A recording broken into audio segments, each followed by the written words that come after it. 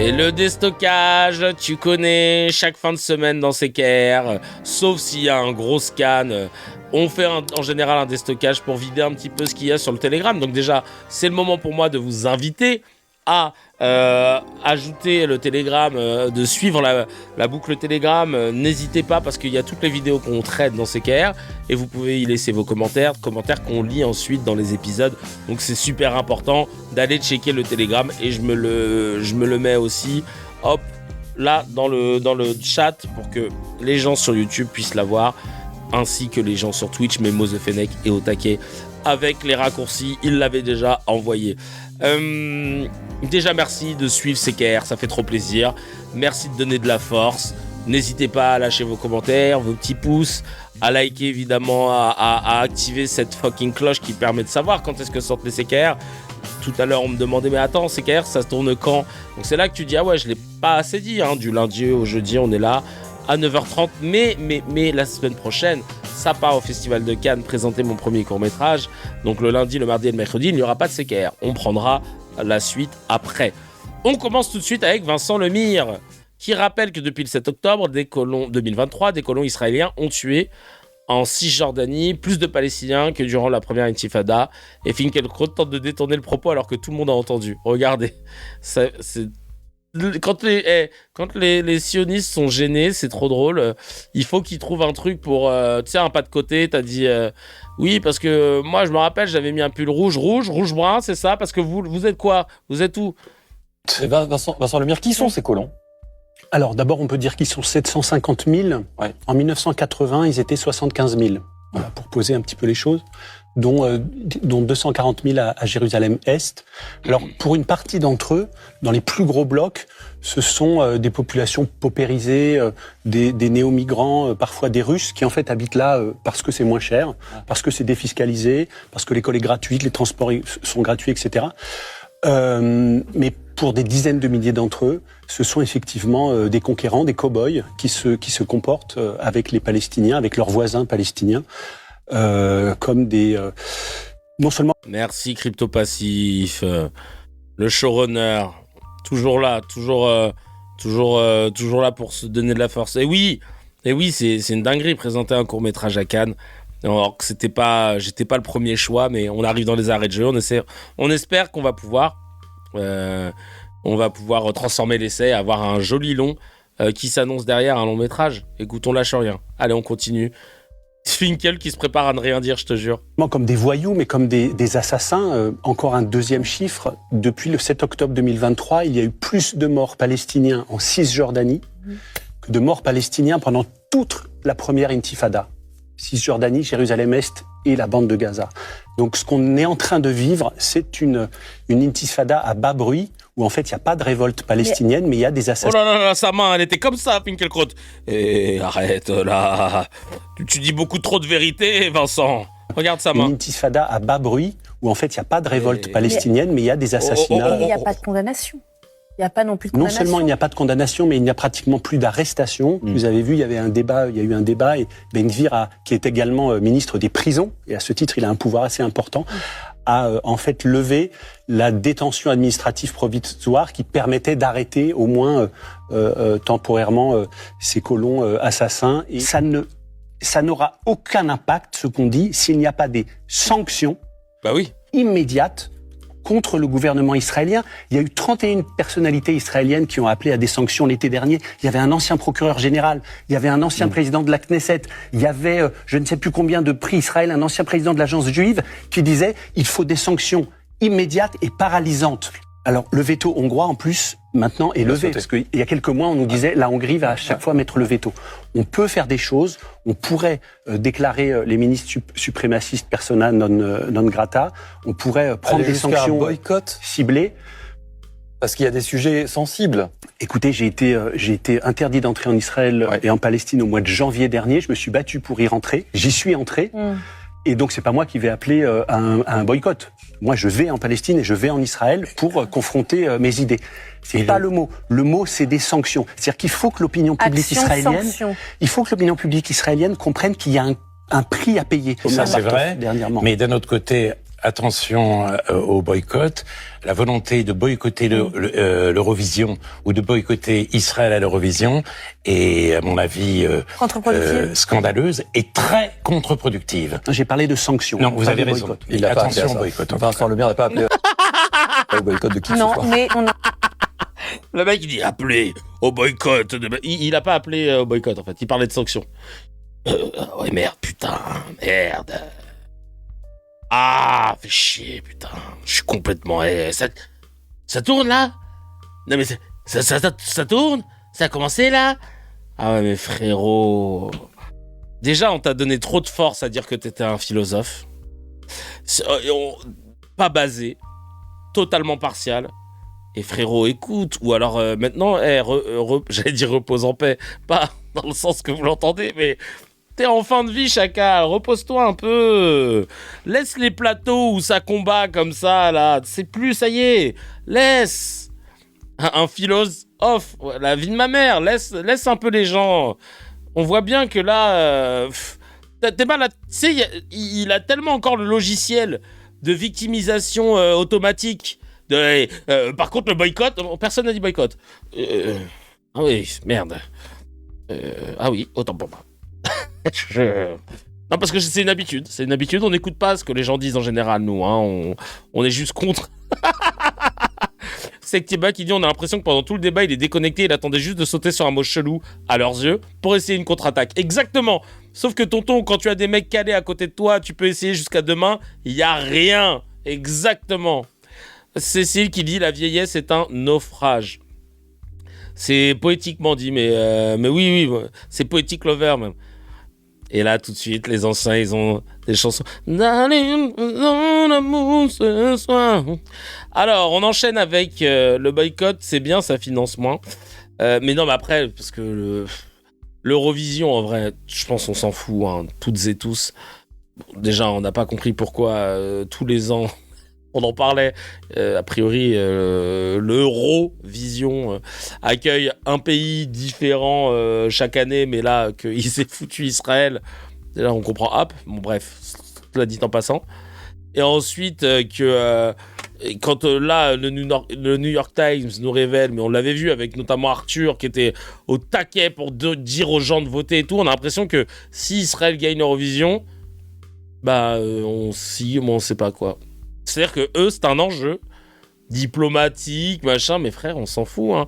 Ça nous enlèvera pas de la tête qu'il y a une plainte pour vous pour génocide, et il y a une plainte contre Israël pour génocide, et que Netanyahou, Yoav Galland et l'autre tortionnaire sont tous poursuivis pour crimes de guerre et crimes contre l'humanité. Ça n'enlèvera rien à ça, de la famine constatée par les différentes ONG, ça n'enlèvera rien de ça, des 100 000 morts, enfin bref. Donc tu peux être numéro 1. Tu sais, en fait, ce qui me vénère avec les sionistes, c'est qu'ils sont que sur de la posture, genre comment redorer l'image, machin, mais en fait tu redores pas une image si de base t'as rien fait, si de base t'es dans ton bon droit, si de base t'es gentil, si de base tu commets pas de crimes de guerre ou de crimes contre l'humanité, qu'il n'y a pas de plainte contre toi pour génocide, a priori t'as pas besoin de redorer. Mais donc en fait pour moi ça devrait nous alerter. Quand je vois qu'ils ont dépensé des millions de dollars pour faire des achats d'espace sur YouTube, pour mettre leurs vidéos, pour dire le Hamas sont des terroristes et tout, ouais, mais pourquoi t'as besoin de faire ça ? Qu'est-ce qui fait que depuis quand le camp du bien a besoin de propagande pour dire qu'ils sont bien et qu'ils sont gentils. Enfin, c'est vraiment n'importe quoi. N'importe quoi. Ils font du soft comme le Qatar, mais qu'est-ce qu'on s'en fout, là. Vraiment, ils gagnent l'Eurovision, mon frère. On s'en bat les steaks. Hein. Ils vont plus foutre la haine.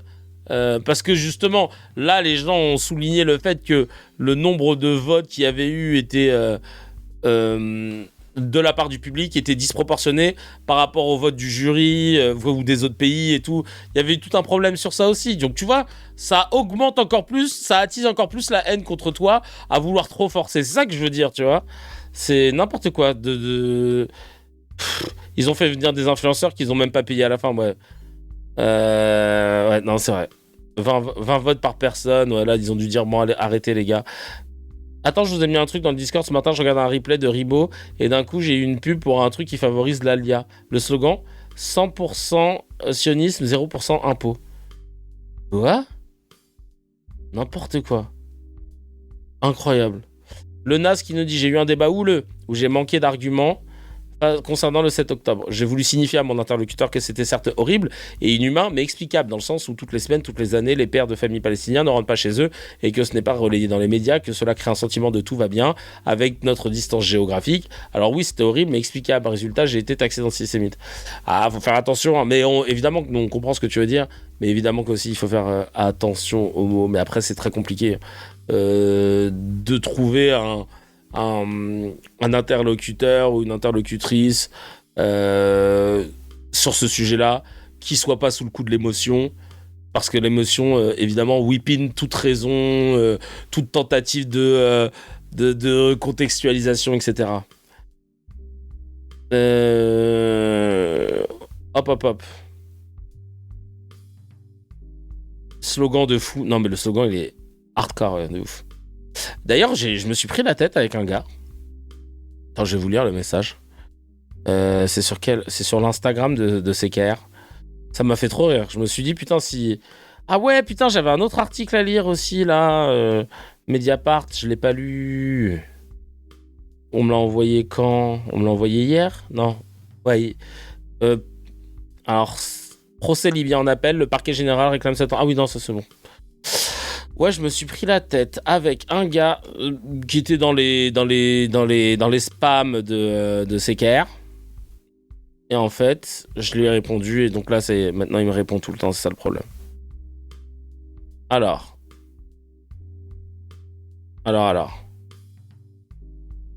Regarde, en gros, il m'envoie une vidéo.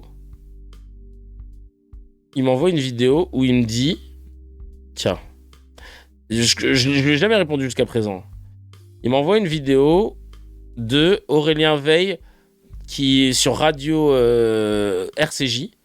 Dit là, je vais pas lancer la vidéo. Il dit en gros que le procureur de la CPI, Karim Khan, dit que finalement il n'y aurait peut-être pas de génocide à Gaza.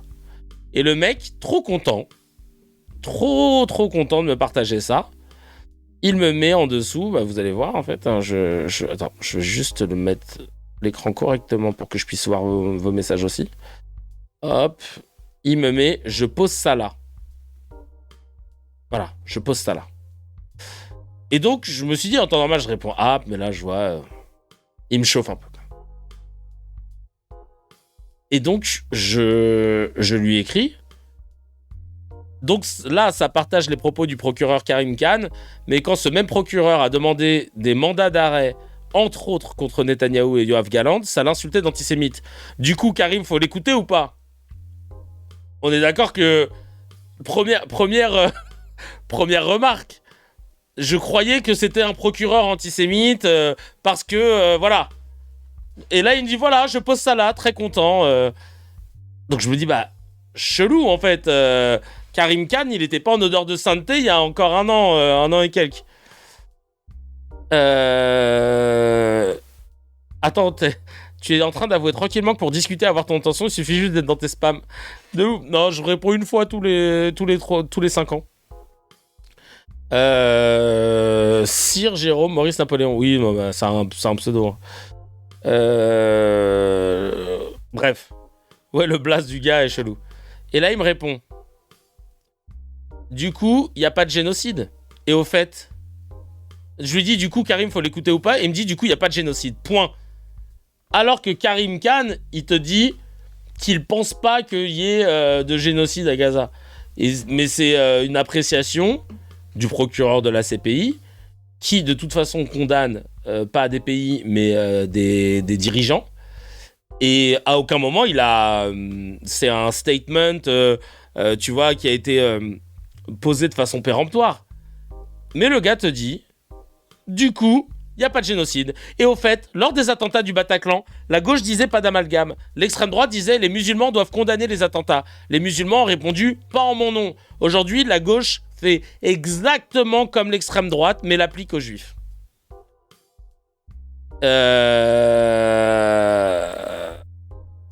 Bref. Voilà. Là, le mec nous a inventé un truc. Aujourd'hui, apparemment, les gens de gauche demandent que les Juifs se désolidarisent d'Israël.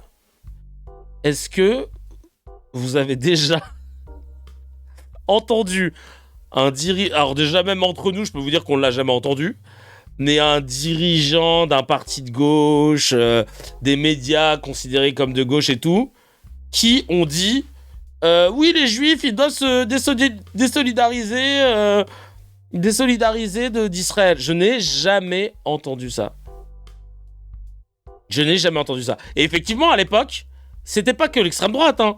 Il y avait dans les médias des gens qui prenaient la parole en disant « Ce serait bien que les musulmans se désolidarisent des attentats, disent qu'ils sont contre, disent qu'ils condamnent. » Et les musulmans étaient là en mode « Mais vous êtes malade ou quoi ?»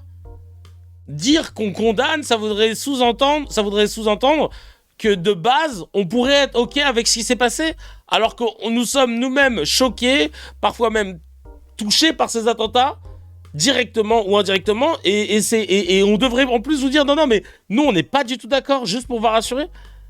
Je n'ai jamais entendu un média demander aux Juifs de se désolidariser d'Israël. De dire qu'ils condamnent Israël. Jamais entendu. Vraiment jamais. Et donc, moi, je lui dis naturellement, ah bon, bah, moi, j'ai pas vu un média de gauche demander aux Juifs de se désolidariser. Si tu as des coupures de presse, de politique qui demandent ça explicitement, je veux bien voir. Parce que quand même, ça me semble fort de café. Ce type d'injonction, c'est clairement pas... Le take qu'on pourrait avoir, en tout cas ici, tu vois. Moi, jamais je me permettrais de faire ça. Et là, il fait « Tu plaisantes ? C'est la chasse aux Juifs en ce moment. » Et là, tu dis « Ah ouais. » Globaliser l'intifada, ça veut dire quoi ? Bah, en tout cas, encore une fois, factuel. Hein.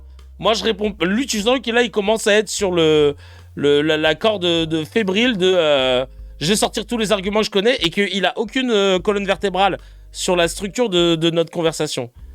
Donc moi, je lui dis, je répète, hein, je comprends pas là, c'est quoi le lien ? Je lui demande de me montrer des articles de presse qui demandent ouvertement aux Juifs de se désolidariser d'Israël. Et là, il te dit, tu plaisantes ? C'est la chasse aux Juifs en ce moment. Globaliser l'intifada, ça veut dire quoi ? Bah pareil, globaliser l'intifada, propos qui a été tenu par une personne qui ne représente pas la totalité des gens, tu vas pas en faire une théorie mondiale. C'était, je sais plus comment il s'appelle, pendant une manifestation, et l'expression peut même être, peut totalement être sujet à débat. Là après, il met des stats. Juifs, 0,1% de la population française. Juifs égale 60% des agressions racistes en France. Et pour info, comme tu le dis, Siddhartha, Intifada veut dire soulèvement. Voilà. Donc là, tu te dis, ok. Et là, il met un article qui parle de ces chiffres. Et je me dis, mais je comprends pas. C'est eux qui demandent aux gens de gauche d'affirmer qu'ils ne sont pas antisémites et ils te font ce qu'ils condamnent. Et là, vous faites exactement ce que vous avez demandé à ceux qu'on ne vous fasse pas après le 11 septembre. Charlie, Bataclan, etc., etc. Israël a répondu à un pogrom. Et donc, encore une fois, là, il me met pleurs de joie quand Andreas Malm, penseur adoubé par LFI, justifie l'attaque du... Alors, j'aimerais bien savoir de quel magazine il tient ça. Ça ressemble à du franc-tireur. Justifie l'attaque du Hamas du 7 octobre. Conflit au Proche-Orient, l'activité écolo. Il me met que un article sur un gars. Hein. Encore une fois. Hein.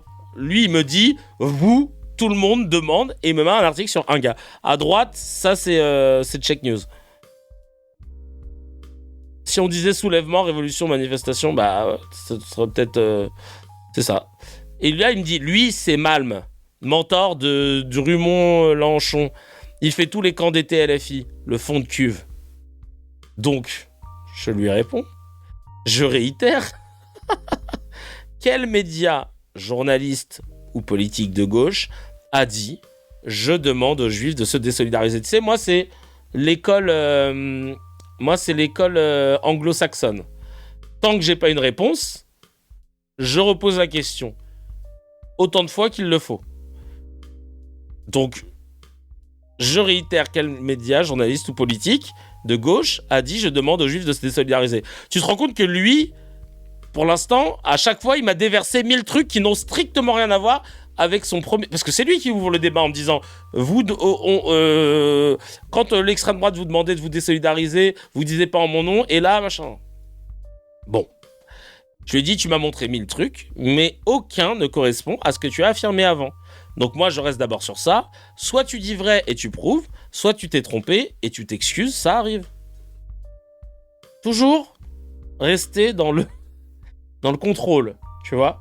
Parce que tu vois qu'en face, là, il est animé par toutes ces... comment dire ? Il est animé par tous ses instincts. Il n'y a plus du tout comment dire ? Il n'y a plus du tout de réflexion, voilà. Là, il parle, mais c'est plus le cerveau qui parle. Là, ça sort du huc, ça sort de partout, mais ça sort plus du cerveau, là.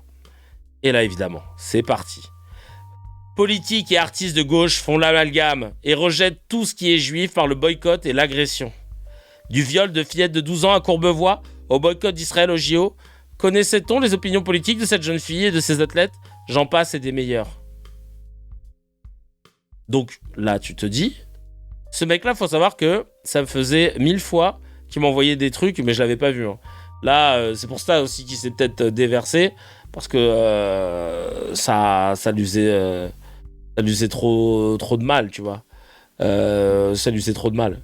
Là, il s'est dit, j'en profite. Le mec ne me répond toujours pas. Il s'appelait Mathéo, celui qui a violé la petite. Ah, Courbevoie, c'était cette histoire. Ah ouais. Et ensuite, boycott Eurovision, Rima Hassan. Quel est le rapport ? Connaît-on les opinions politiques de ce chanteur ? Non, il est juste juif israélien. Donc, encore une fois, quel est le rapport avec la première question ? LFI demande qu'il n'y ait pas de concours à Israël. Boycott d'Israël, l'équipe d'Israël, première texte sur le Tour de France. Là, il me sort l'Eurovision encore. Les athlètes au JO. Et tu sais, il fait genre, il me lance tellement de trucs. Je vois pas le lien entre ces messages, ça part dans tous les sens. Exactement. Et je t'épargne les demandes de Caron et de Boyard. On me demande des boycotts de Apple, McDo, Starbucks, Microsoft, juste parce qu'il y a des juifs qui dirigent. Imagine l'inverse. Y a-t-il cette ferveur pour retirer l'Iran de la Coupe du Monde de foot, sachant qu'ils ont génocidé 30 000 personnes en 2 jours, le 8 et le 9 janvier 2026 ? Moi, j'attends toujours les sources de ce truc-là. Parce que ça a été affirmé par tout le monde, sans sourcer, très rapidement dans les médias occidentaux. Et alors que quand on voulait parler de Gaza et de ces presque 100 000 morts maintenant identifiés, waouh, pendant 3 ans, c'était un combat. Et attendez, vous pouvez pas dire ça. Non, mais il y a 8000 ONG qui l'ont dit. Non. Mais il y a aussi la revue The Lancet. Non. Par contre, l'Iran, ils ont tué 3 millions de personnes en 2 jours. Là. 4 millions. Oui, mais on n'a pas accès en fait, à Internet. On sait pas. Si, on sait. Frère, ces chiffres sont faux et matériellement impossibles. Je n'ai pas la solution. Je sais juste que bizarrement en France, on était moins méticuleux que quand c'était des victimes gazaouis, et que là, d'un coup, les chiffres, ils n'étaient plus du tout pris avec des pincettes, etc. Et ça m'a d'ailleurs étonné. Et c'est pour ça que CKR, c'est intéressant comme émission. C'est le mec qui se lance des fleurs.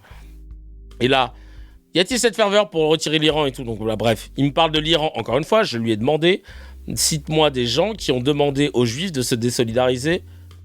À aucun moment, il m'a montré. Il me parle de boycott.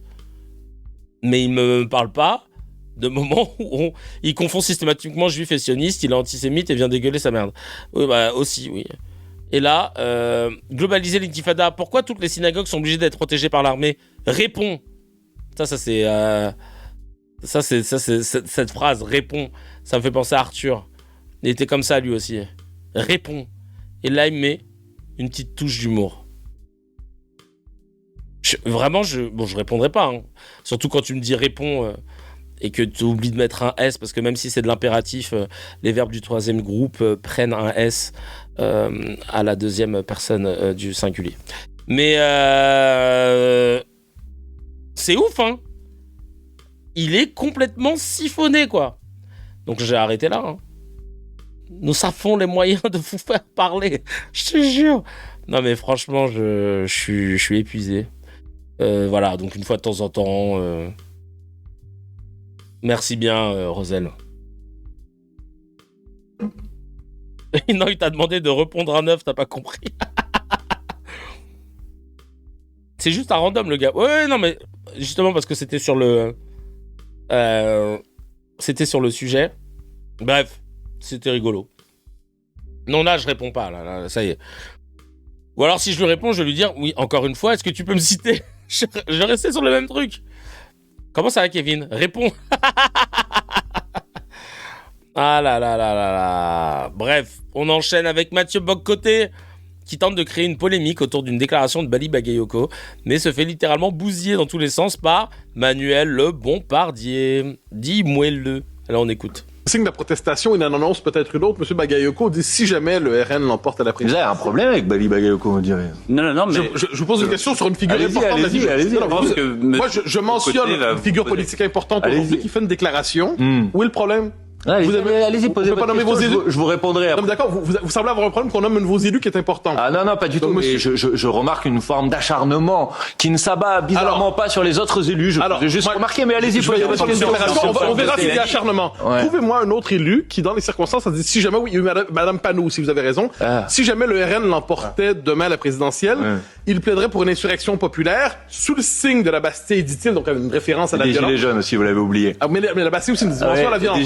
Donc pour vous, une élection présidentielle emportée par un parti, on peut en appeler à l'insurrection populaire avec une dimension violente. Mais monsieur, juste savoir où est le problème avec ça. Monsieur Bock-Côté, j'espère que si, par malheur, le Rassemblement national devait remporter l'élection présidentielle, il y aura des mobilisations populaires puissantes dans ce pays. Je l'espère. On peut supposer comme la majorité populaire aurait voté pour lui. Je l'espère, parce que quand je vois, par exemple, ce que font les maires élus il y a quelques semaines du Rassemblement national dans des mairies qui, à Liévin, par exemple, mettent en place des politiques discriminatoires et illégales dans l'accès au logement, à Carcassonne s'attaquent aux organisations syndicales. Je vous dis, heureusement, je souhaite que face à ce type de politique, il y ait une mobilisation populaire.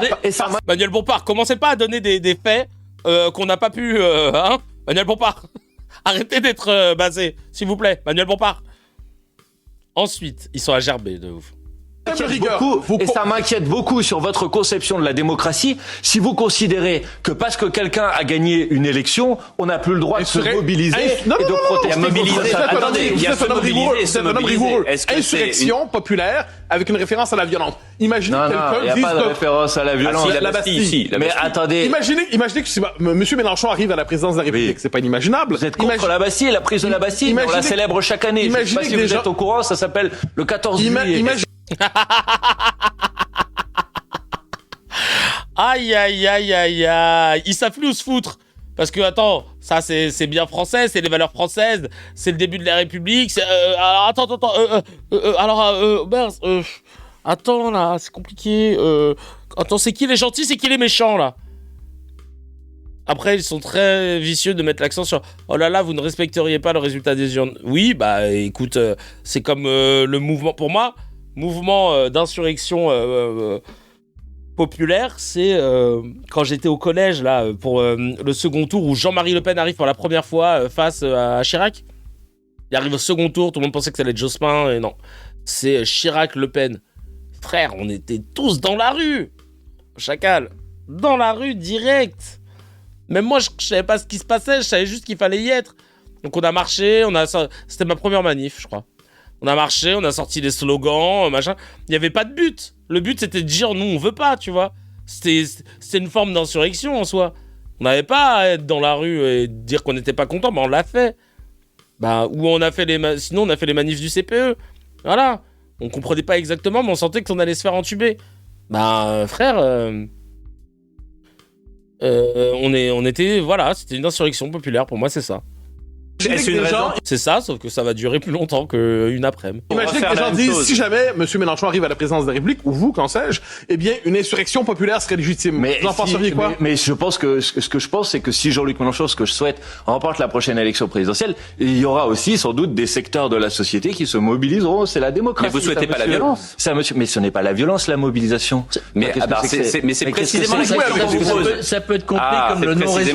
Vous l'avez compris comme ça. Non, je pense que vous l'avez pas compris comme ça. Vous faites semblant de l'avoir compris comme ça pour essayer de vous en prendre à Bali Bagayoko. Donc, Madame Panot a dit la même chose, si je peux me permettre. Madame Panot. Voilà, Monsieur Bocoté. Si par malheur. Deux figures importantes de votre parti. Allez, peut-être Bali Bagayoko a fait peut-être une maladresse, c'est qu'il a envisagé la possibilité de la victoire du Rassemblement national. Je pense qu'il aurait mieux fait de pas le faire parce que on va battre le Rassemblement national dans cette élection et il ne gagnera pas. Mais si par malheur le Rassemblement national devait l'emporter, je vous le redis, je n'ai pas de problème. Je souhaite absolument qu'il y ait des mobilités. Oui, j'aimerais bien savoir comment ils en parlaient de la prise du Capitole par les MAGA.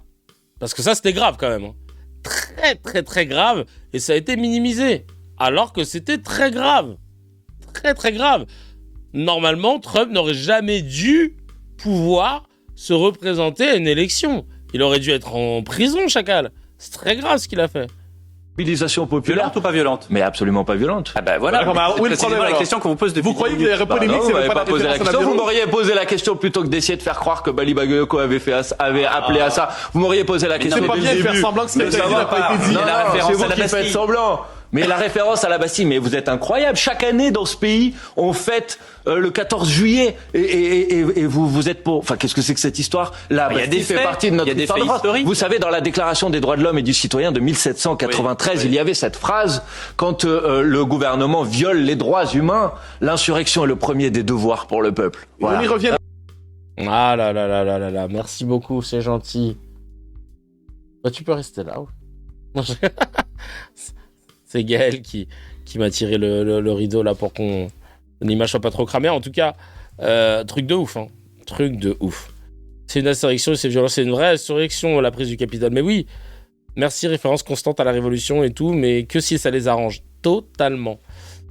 Et y a Mose Fenech qui te dit coucou. Tu veux dire coucou à la caméra? Non, elle veut pas. Elle est pas. Désolé. Alors qu'elle est belle, hein. Mais si, t'es présentable. Merci beaucoup. Bon petit déjeuner. Je vous en supplie. On enchaîne avec... Attends. La suite. Déjà, les commentaires. Quand t'es un racelard qui prétend défendre les valeurs de ton pays, mais qui connaît même pas son histoire et ses fondements, je te jure. C'est ridiculous. Mathieu Bock-Côté, qui nous dit quoi? Leïla, se faire coulout tamam comme ça à domicile, c'est juste jouissif, merci Manu. Le bon pardier, bien sûr. Sectieba, ils ne connaissent même pas leur propre base. Après, ils s'étonnent de se faire balayer. Se mettre à 3 sur un seul mec, il n'y a que la France insoumise pour échapper à un guet-apens pareil. Totalement. Mais c'est pas son pays, je te jure. Je te jure, c'est vrai. C'est bien le problème. C'est pas son pays, voilà. Charles Consigny à Sébastien Chenu du RN. Consigny, comme d'hab, hein, un semestre sur 8, il troll un peu la droite et l'extrême droite. Là, on va écouter ce qu'il a dit à Sébastien Chenu, Sébastien Chemsex Chenu. Dans le cadre d'une élection présidentielle. Non, je suis d'accord sur le rejet du bloc central. C'est vrai que les gens en ont ras-le-bol et veulent passer à autre chose. Moi, le problème que je vois au Rassemblement national, c'est toujours le même. C'est que, vous n'avez pas de programme sur les questions sérieuses économiques et sociales. C'est-à-dire, non, vous n'avez pas. Je vais expliquer pourquoi. Oui, et deux, vous n'avez pas de candidat.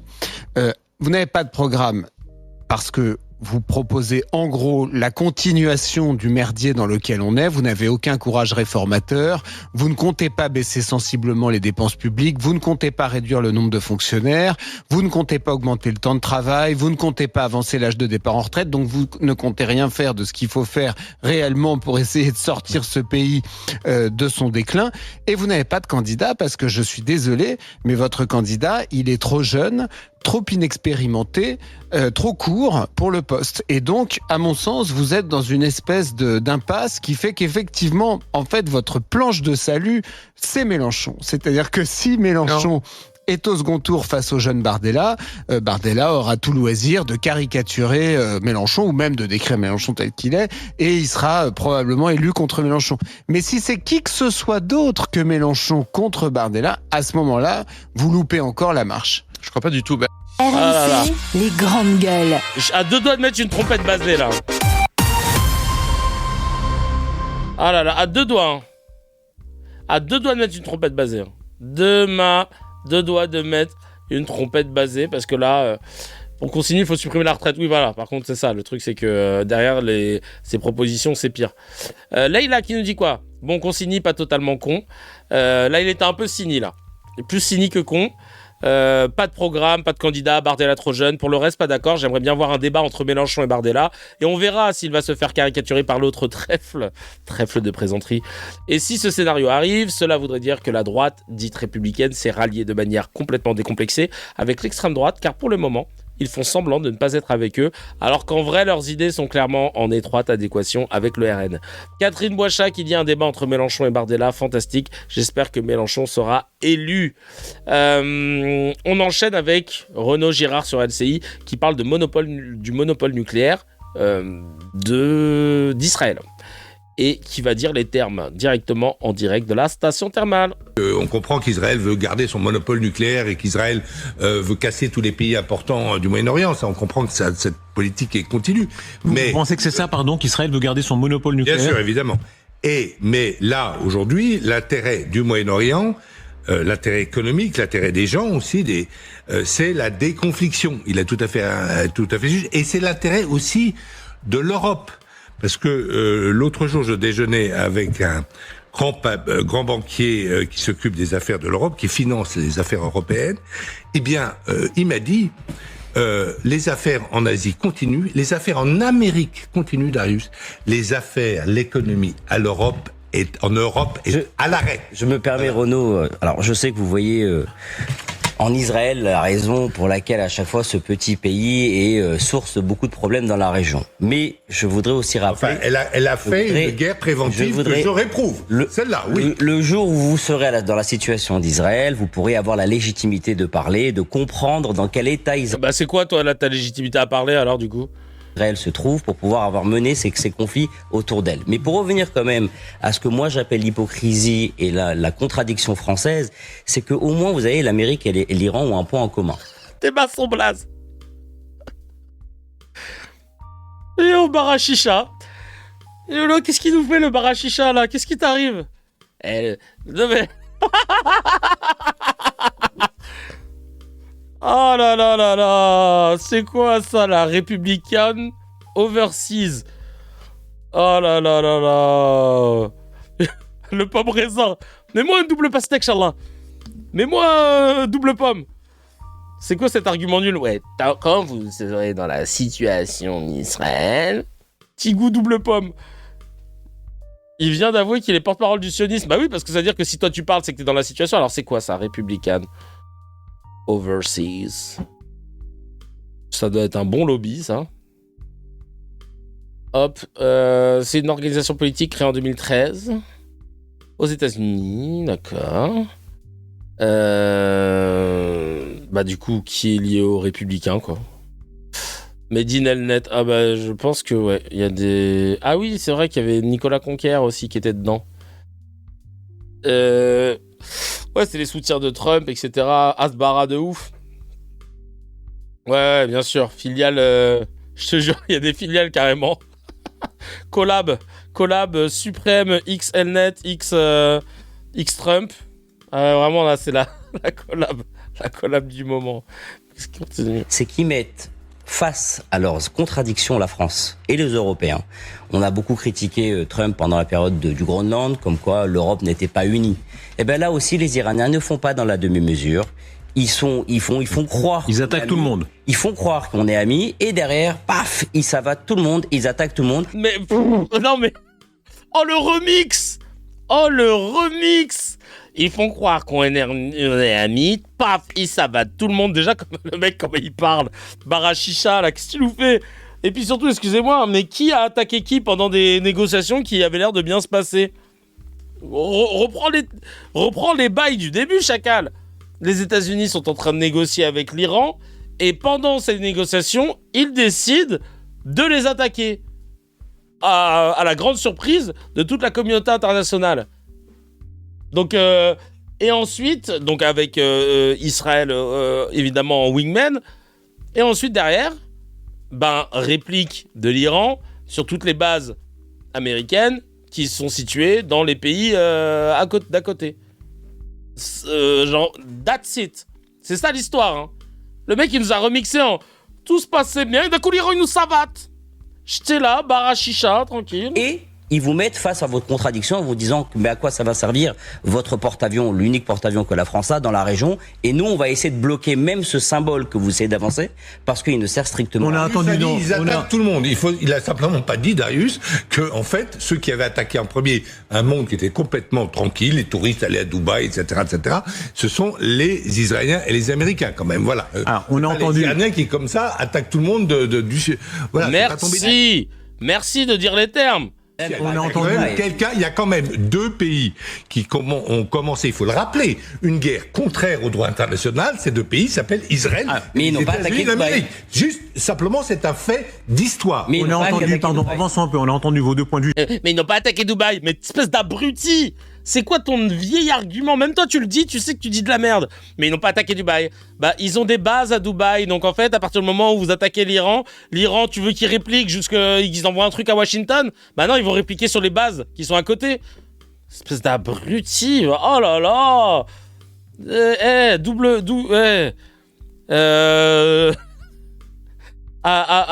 Love 66, là, tu dis n'importe quoi. J'essaye de me rappeler des noms des trucs de chicha. C'était Hawaï 66? Non, c'était Love 66, Hawaï. J'aimerais qu'on revienne à la chose militaire proprement dite, c'est-à-dire le fait. Il y a c'est l'éloge en même temps de la France, c'est-à-dire la France compte, la France pèse. Le fait que la France ait un porte-avions et qu'elle soit une puissance nucléaire. D'abord, il y a 2 pays au monde qui ont des porte-avions, ce sont les Américains et les Français. Parce que les autres ont des porte-aéronefs. Les Chinois sont en train d'en construire un, il n'est pas en service actif. Les Britanniques ont 2 porte-aéronefs, c'est-à-dire à plan incliné, mais qui n'ont pas de catapulte, donc avec des capacités qui sont diminuées. Et donc, les 2 seules nations capables de construire des porte-avions, des vrais porte-avions à catapulte et qui sont nucléaires, c'est la France et les États-Unis. Donc là, il y a un gros cocorico. L'autre 666. Ah, merci. J'avoue, la phrase en dessous, Macron répond à l'Iran, on se tient prêt. Oh, chacal, doucement. C'est dingue comme ils ne veulent pas entendre la vérité, nous dit Catherine dans les commentaires. On est d'accord. On enchaîne avec CNews.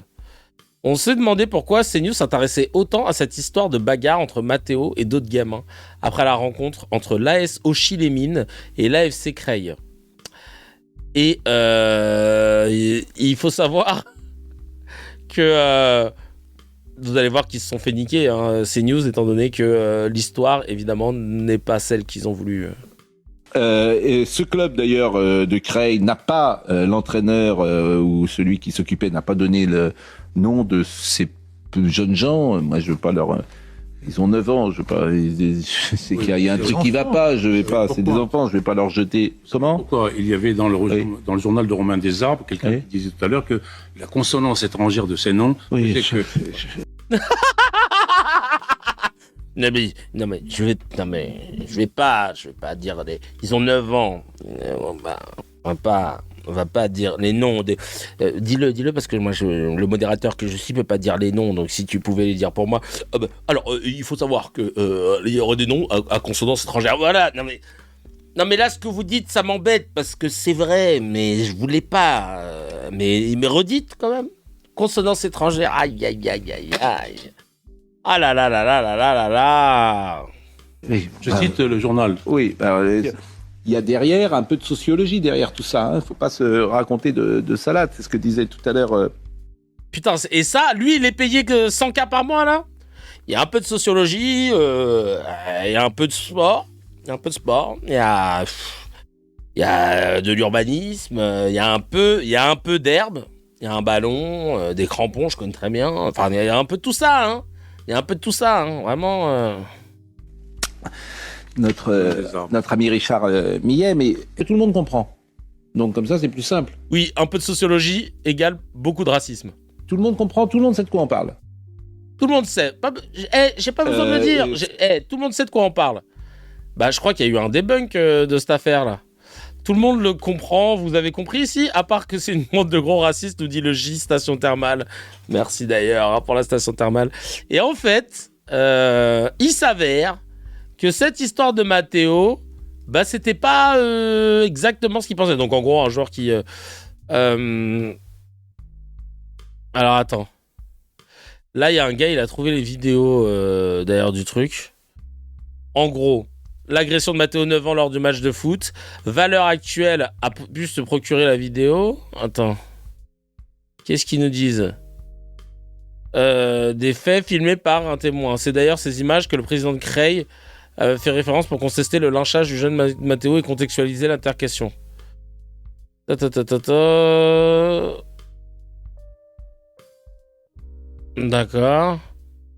Quand ils ont dit Matteo, on dit Choupi, j'ai compris qu'ils essayaient juste de montrer un narratif raciste. Oui, le Parisien fait un gros debunk. Ah. Merci les amis. Matteo, le Parisien.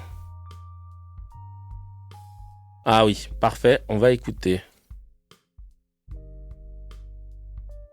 C'est une nouvelle affaire de violence qui secoue le football amateur. Cet enfant de 9 ans a été frappé au sol par plusieurs membres de l'équipe adverse lors d'un match ce vendredi 8 mai. Il est transporté à l'hôpital avec le soutien de son club.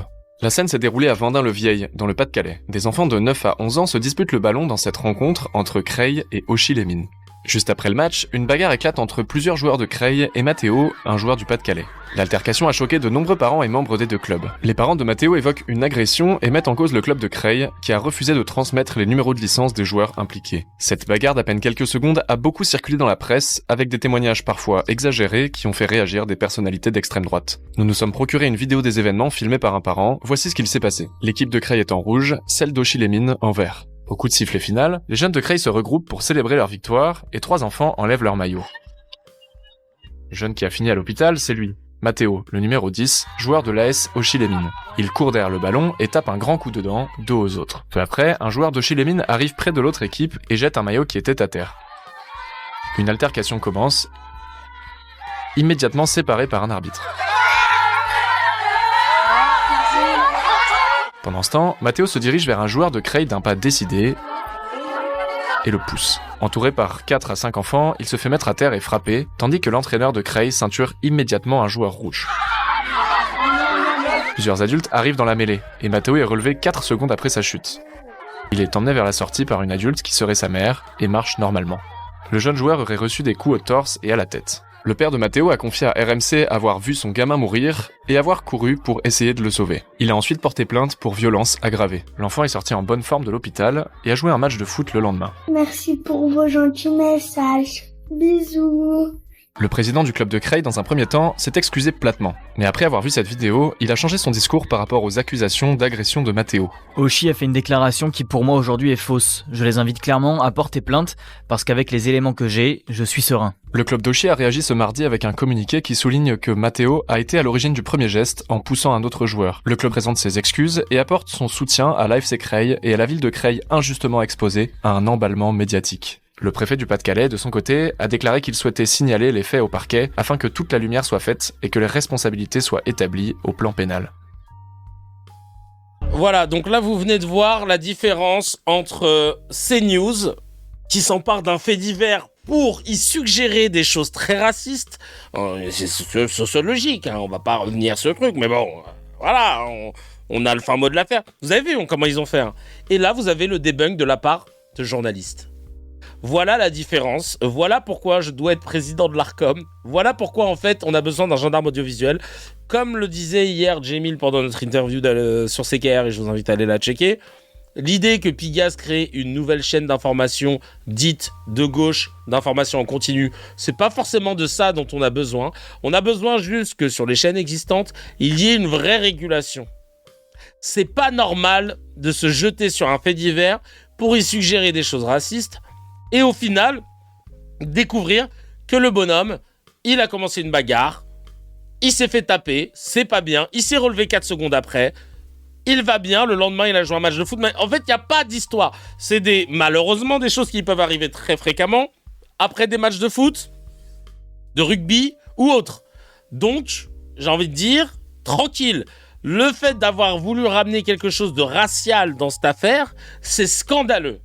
Et ça vous prouve bien à quel point CNews est problématique. Encore une fois.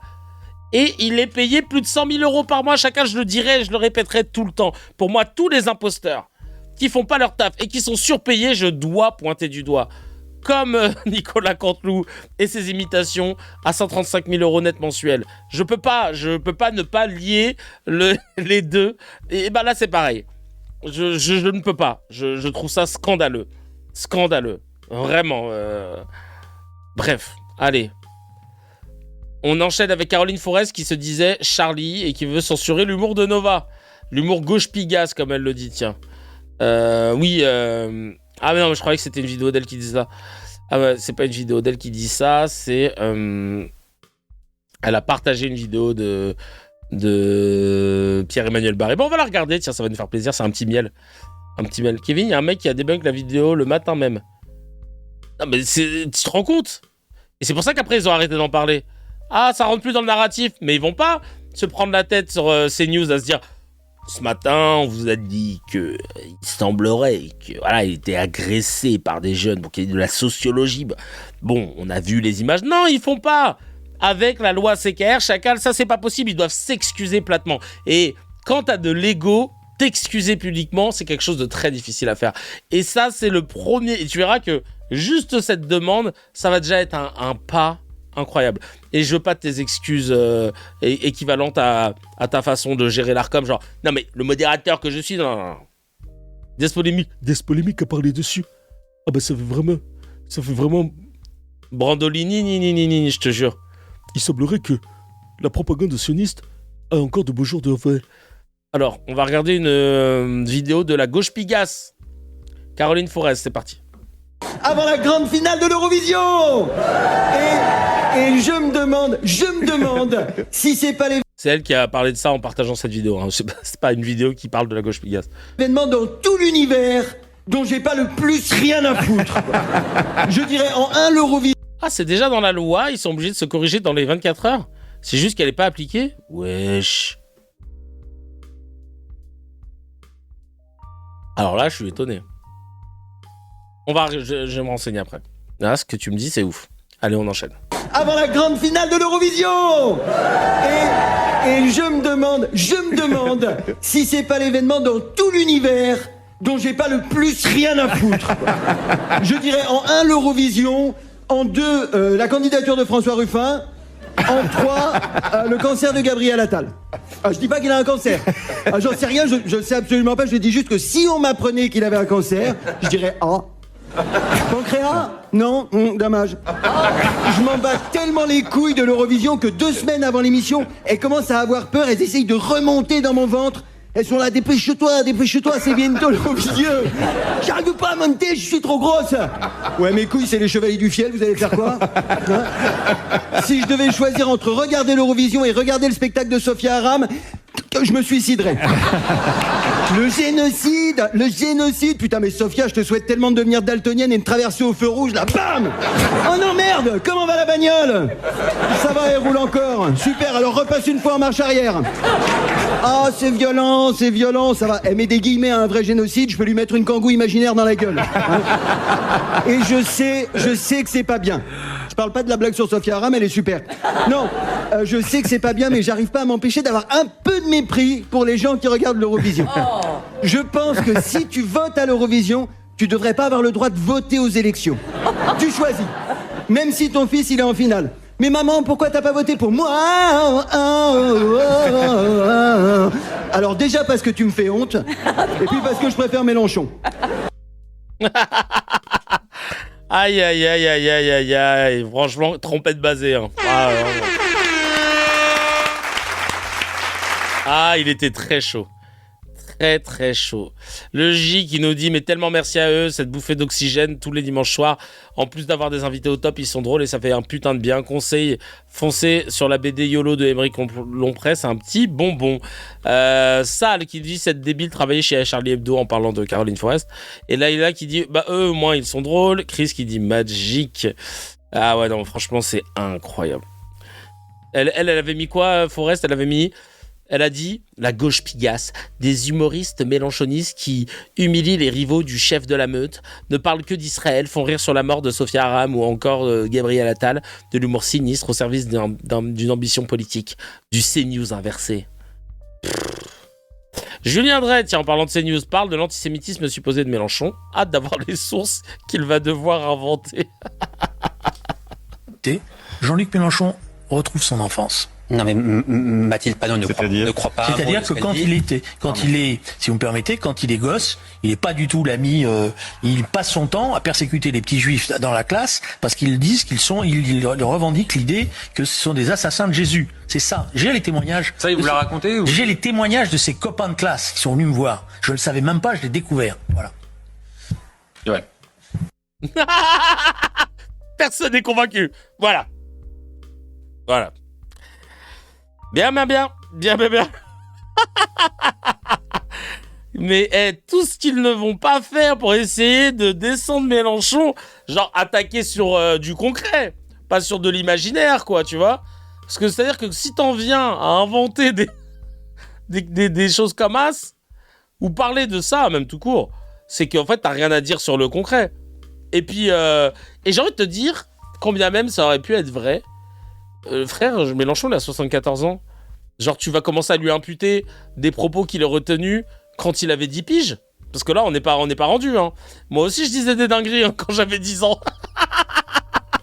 et Dr. Dre, là, je pense que lui aussi, vraiment, si on doit commencer à faire ça, vous savez quoi?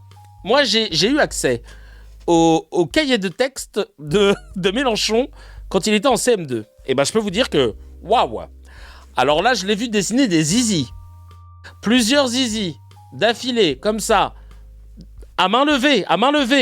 Non, mais vraiment, déjà, son homophobie commençait par là, ou son côté masculiniste? Non, mais il faut dire les termes. Non, mais vraiment, mais va te faire. Espèce de coup va pisser, là. On dirait un gros sac rempli de dégueulis, comme dirait l'autre. Et t'as envie de dire, chacal... Chacalo même, casse-toi là, on s'en fout, t'es un politique raté, t'as détourné de l'argent d'une association pour t'acheter des montres, ferme-la en fait, on veut plus t'entendre, oh là là, vraiment, qu'est-ce que t'es là, t'essayes de t'agripper sur l'actualité pour essayer d'avoir du buzz et pour essayer de faire en sorte qu'on se rappelle de toi, on ne veut pas se rappeler de toi, on ne veut pas. Ah ouais. J'ai les copains de classe de Julien Drey qui sont venus me voir, nous dit SWBA, pour me dire que déjà petit, il passait son temps à mentir à longueur de journée. Il y a Hakim qui dit « Qui sont ses camarades de classe? Peuvent-ils témoigner sous serment ?» Je te jure. Sal qui dit « Quelle grosse merde ce Drey. Il a passé sa carrière à magouiller, à voler et à soutenir inconditionnellement Israël. » Ouais. Qu'est-ce que tu veux que je te dise? Non mais il n'a aucun intérêt, vraiment. Mais il gagne sa croûte comme ça, donc il va pas lâcher la soupe est bonne. Hein. Moi, j'ai trouvé une personne qui a dit que Emmanuel Macron, quand il était petit, il avait une relation avec sa prof. Allons, comme dirait Sarah El Haïri, ne jetez pas l'eau propre sur ce jeune Jordan. Alors là, c'est parti. Hein. C'est qui, elle? C'est la ministre de quoi? Sarah El Haïri, le niveau des ministres... Attends, j'ai checké, je me rappelle plus.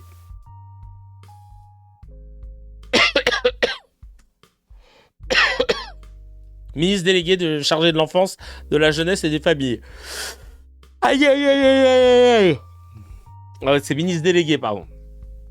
Ne jetez pas l'eau propre sur l'ensemble des professionnels. Madame la députée, nous n'irons jamais. Madame la députée, nous n'irons jamais qu'il y a des besoins essentiels. Mais ne jetez pas l'eau propre sur les assistants. Elle l'a dit 2 fois, tu te dis la première fois... Elle a bugué, tu vois. Non, l'eau propre, t'inquiète pas. Trêve de baliverne. Ah là là, il y a un concours en ce moment, 2 fois en plus. Hein. Temps familiaux, sur les éducateurs spécialisés, sur les départements, Madame la députée. Madame la députée, nous regardons en face. Allez, trèfle de plaisanterie 2 fois. Ah ouais, vraiment. Ne jetez pas l'eau propre. Très bien, super. Merci bien. Hein. On est content de t'avoir. Alors, il y a eu quoi dans les commentaires l'illettrisme, quel fléau, même chez les gens qui se croient bourgeois. Bref, le dos propre. Que ce soit dit en bon uniforme. Aïe, aïe, aïe, aïe, aïe. Non, franchement, ne jetez pas l'eau propre avec le bébé du bain, je te jure. Vraiment nul à yesh. Moment tendu sur le plateau belge, je crois. Raoul est debout, figure du parti du travail belge, parti très à gauche, a recadré des journalistes. Aïe, aïe, aïe, aïe, aïe.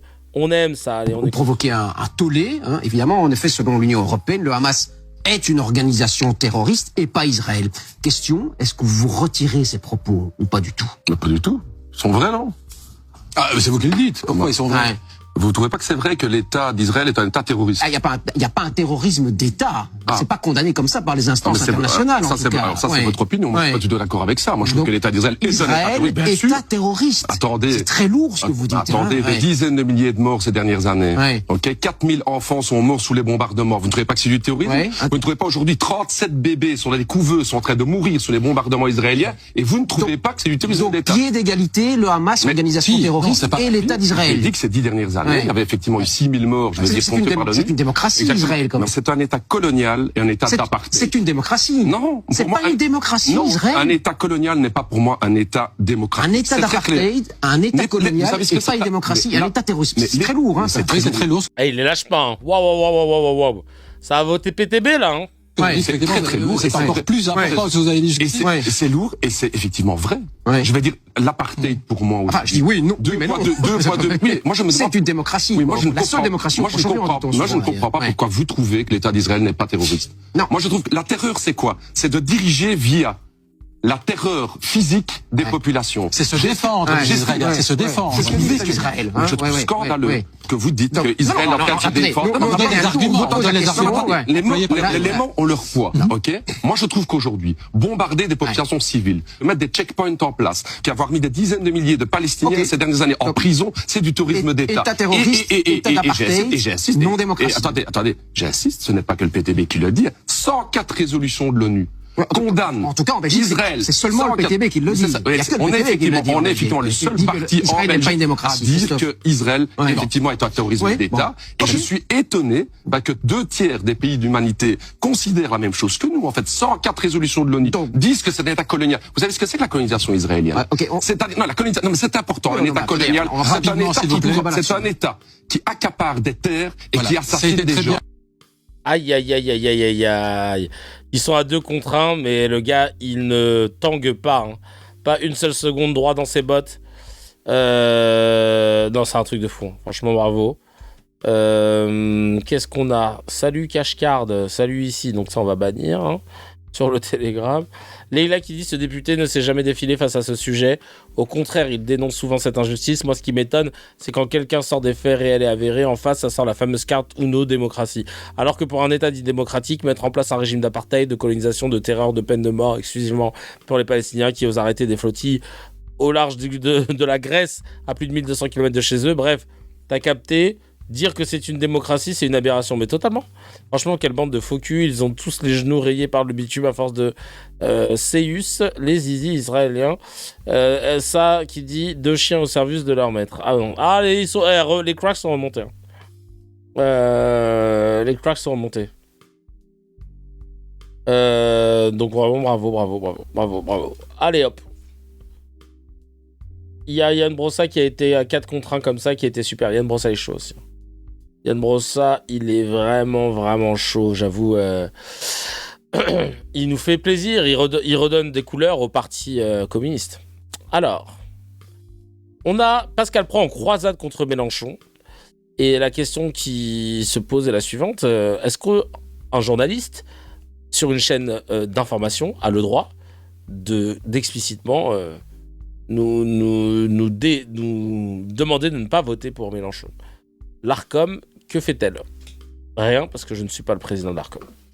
insupportable toujours avec Gabriel Attal, c'est de renvoyer le Rassemblement national et LFI ensemble.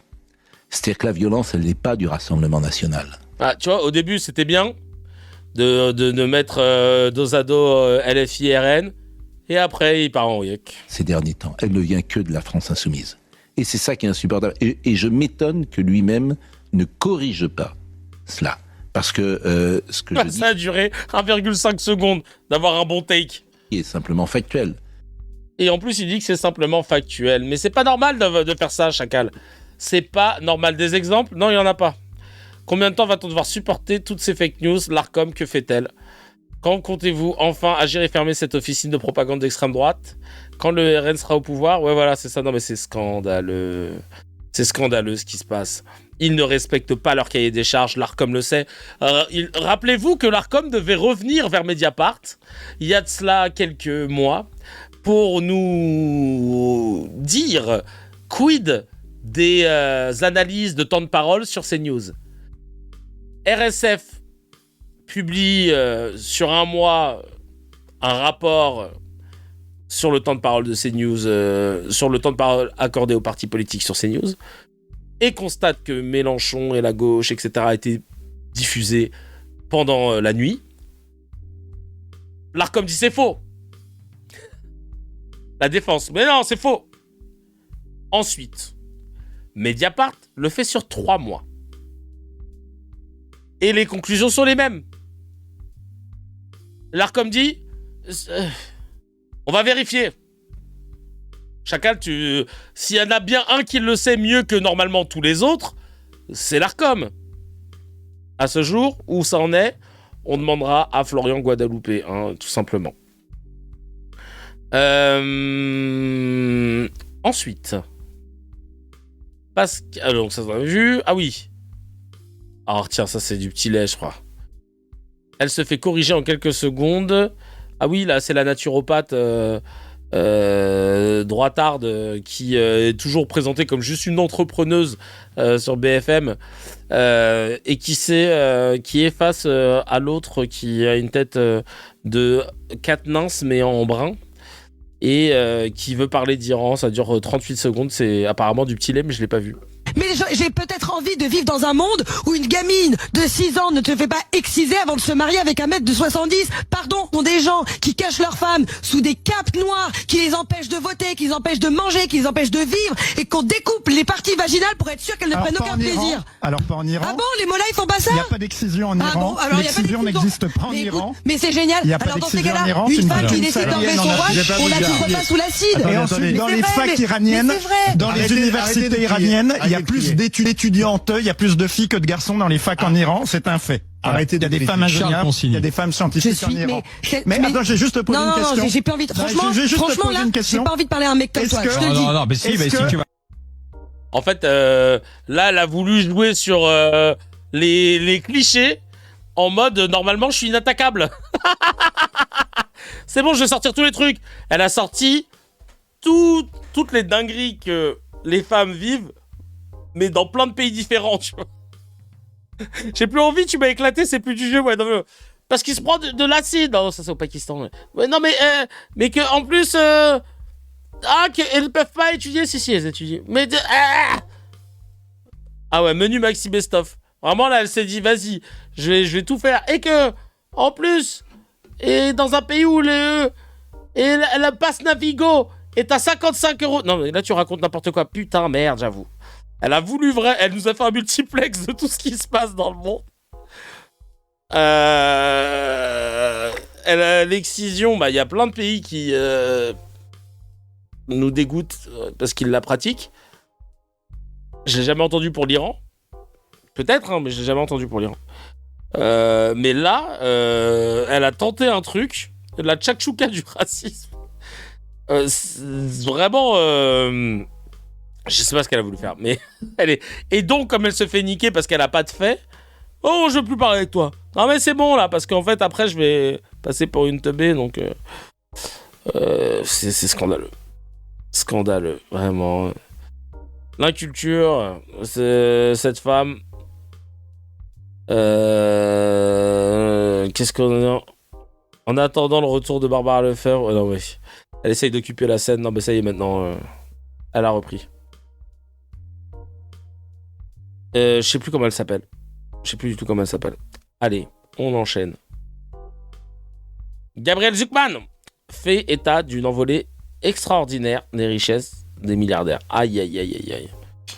C'est un pouvoir économique d'abord, c'est le pouvoir de racheter des concurrents, c'est le pouvoir d'influencer les marchés, c'est un pouvoir d'influencer les politiques publiques, c'est un pouvoir dans certains pays comme aux États-Unis d'acheter des élections. C'est aussi et surtout le pouvoir d'influencer l'idéologie dominante. La France se caractérise par une petite augmentation des inégalités depuis les années 80, mais c'est pas une tendance à l'explosion des inégalités. Mais la France se caractérise en revanche par l'extrême prospérité de ces ultra-riches, de ces milliardaires. Si vous regardez les 400 foyers fiscaux les plus riches, cette population-là a connu une envolée extraordinaire de sa richesse. Entre 2010 et 2024, la fortune des 500 familles les plus riches est passée de 12% du PIB à 42% du PIB. 42% du PIB. Ça veut dire, si ces 500 plus grandes fortunes dépensaient tout leur argent, elles pourraient acheter l'équivalent de presque la moitié de tout ce qui est produit, tous les biens et les services produits une année donnée en France. Pour ces très très grandes fortunes qui possèdent des centaines de millions, des milliards de patrimoine, évidemment, c'est pas des fortunes qui sont accumulées pour leur vieux jour. Et cette richesse, c'est avant tout un très grand pouvoir. Merci, basé comme au baseball, Gabriel Zucman, trompette basée pour toi. Merci beaucoup, merci beaucoup. Merci beaucoup, il faut le dire et le redire. À chaque fois, oui, il est parti rendre visite à Zoran Mamdani. D'ailleurs, j'ai pas compris le truc, là j'ai vu Zoran qui avait communiqué en disant qu'il avait fait baisser en l'espace de plusieurs mois, même pas, la dette de 12 milliards de dollars de New York à zéro. Et j'ai pas compris ce que ça voulait dire exactement. Voilà, si vous avez une explication. Parce que ça me semble quand même assez ouf. Voilà, bref. On y va avec notre Clémence Gauthier.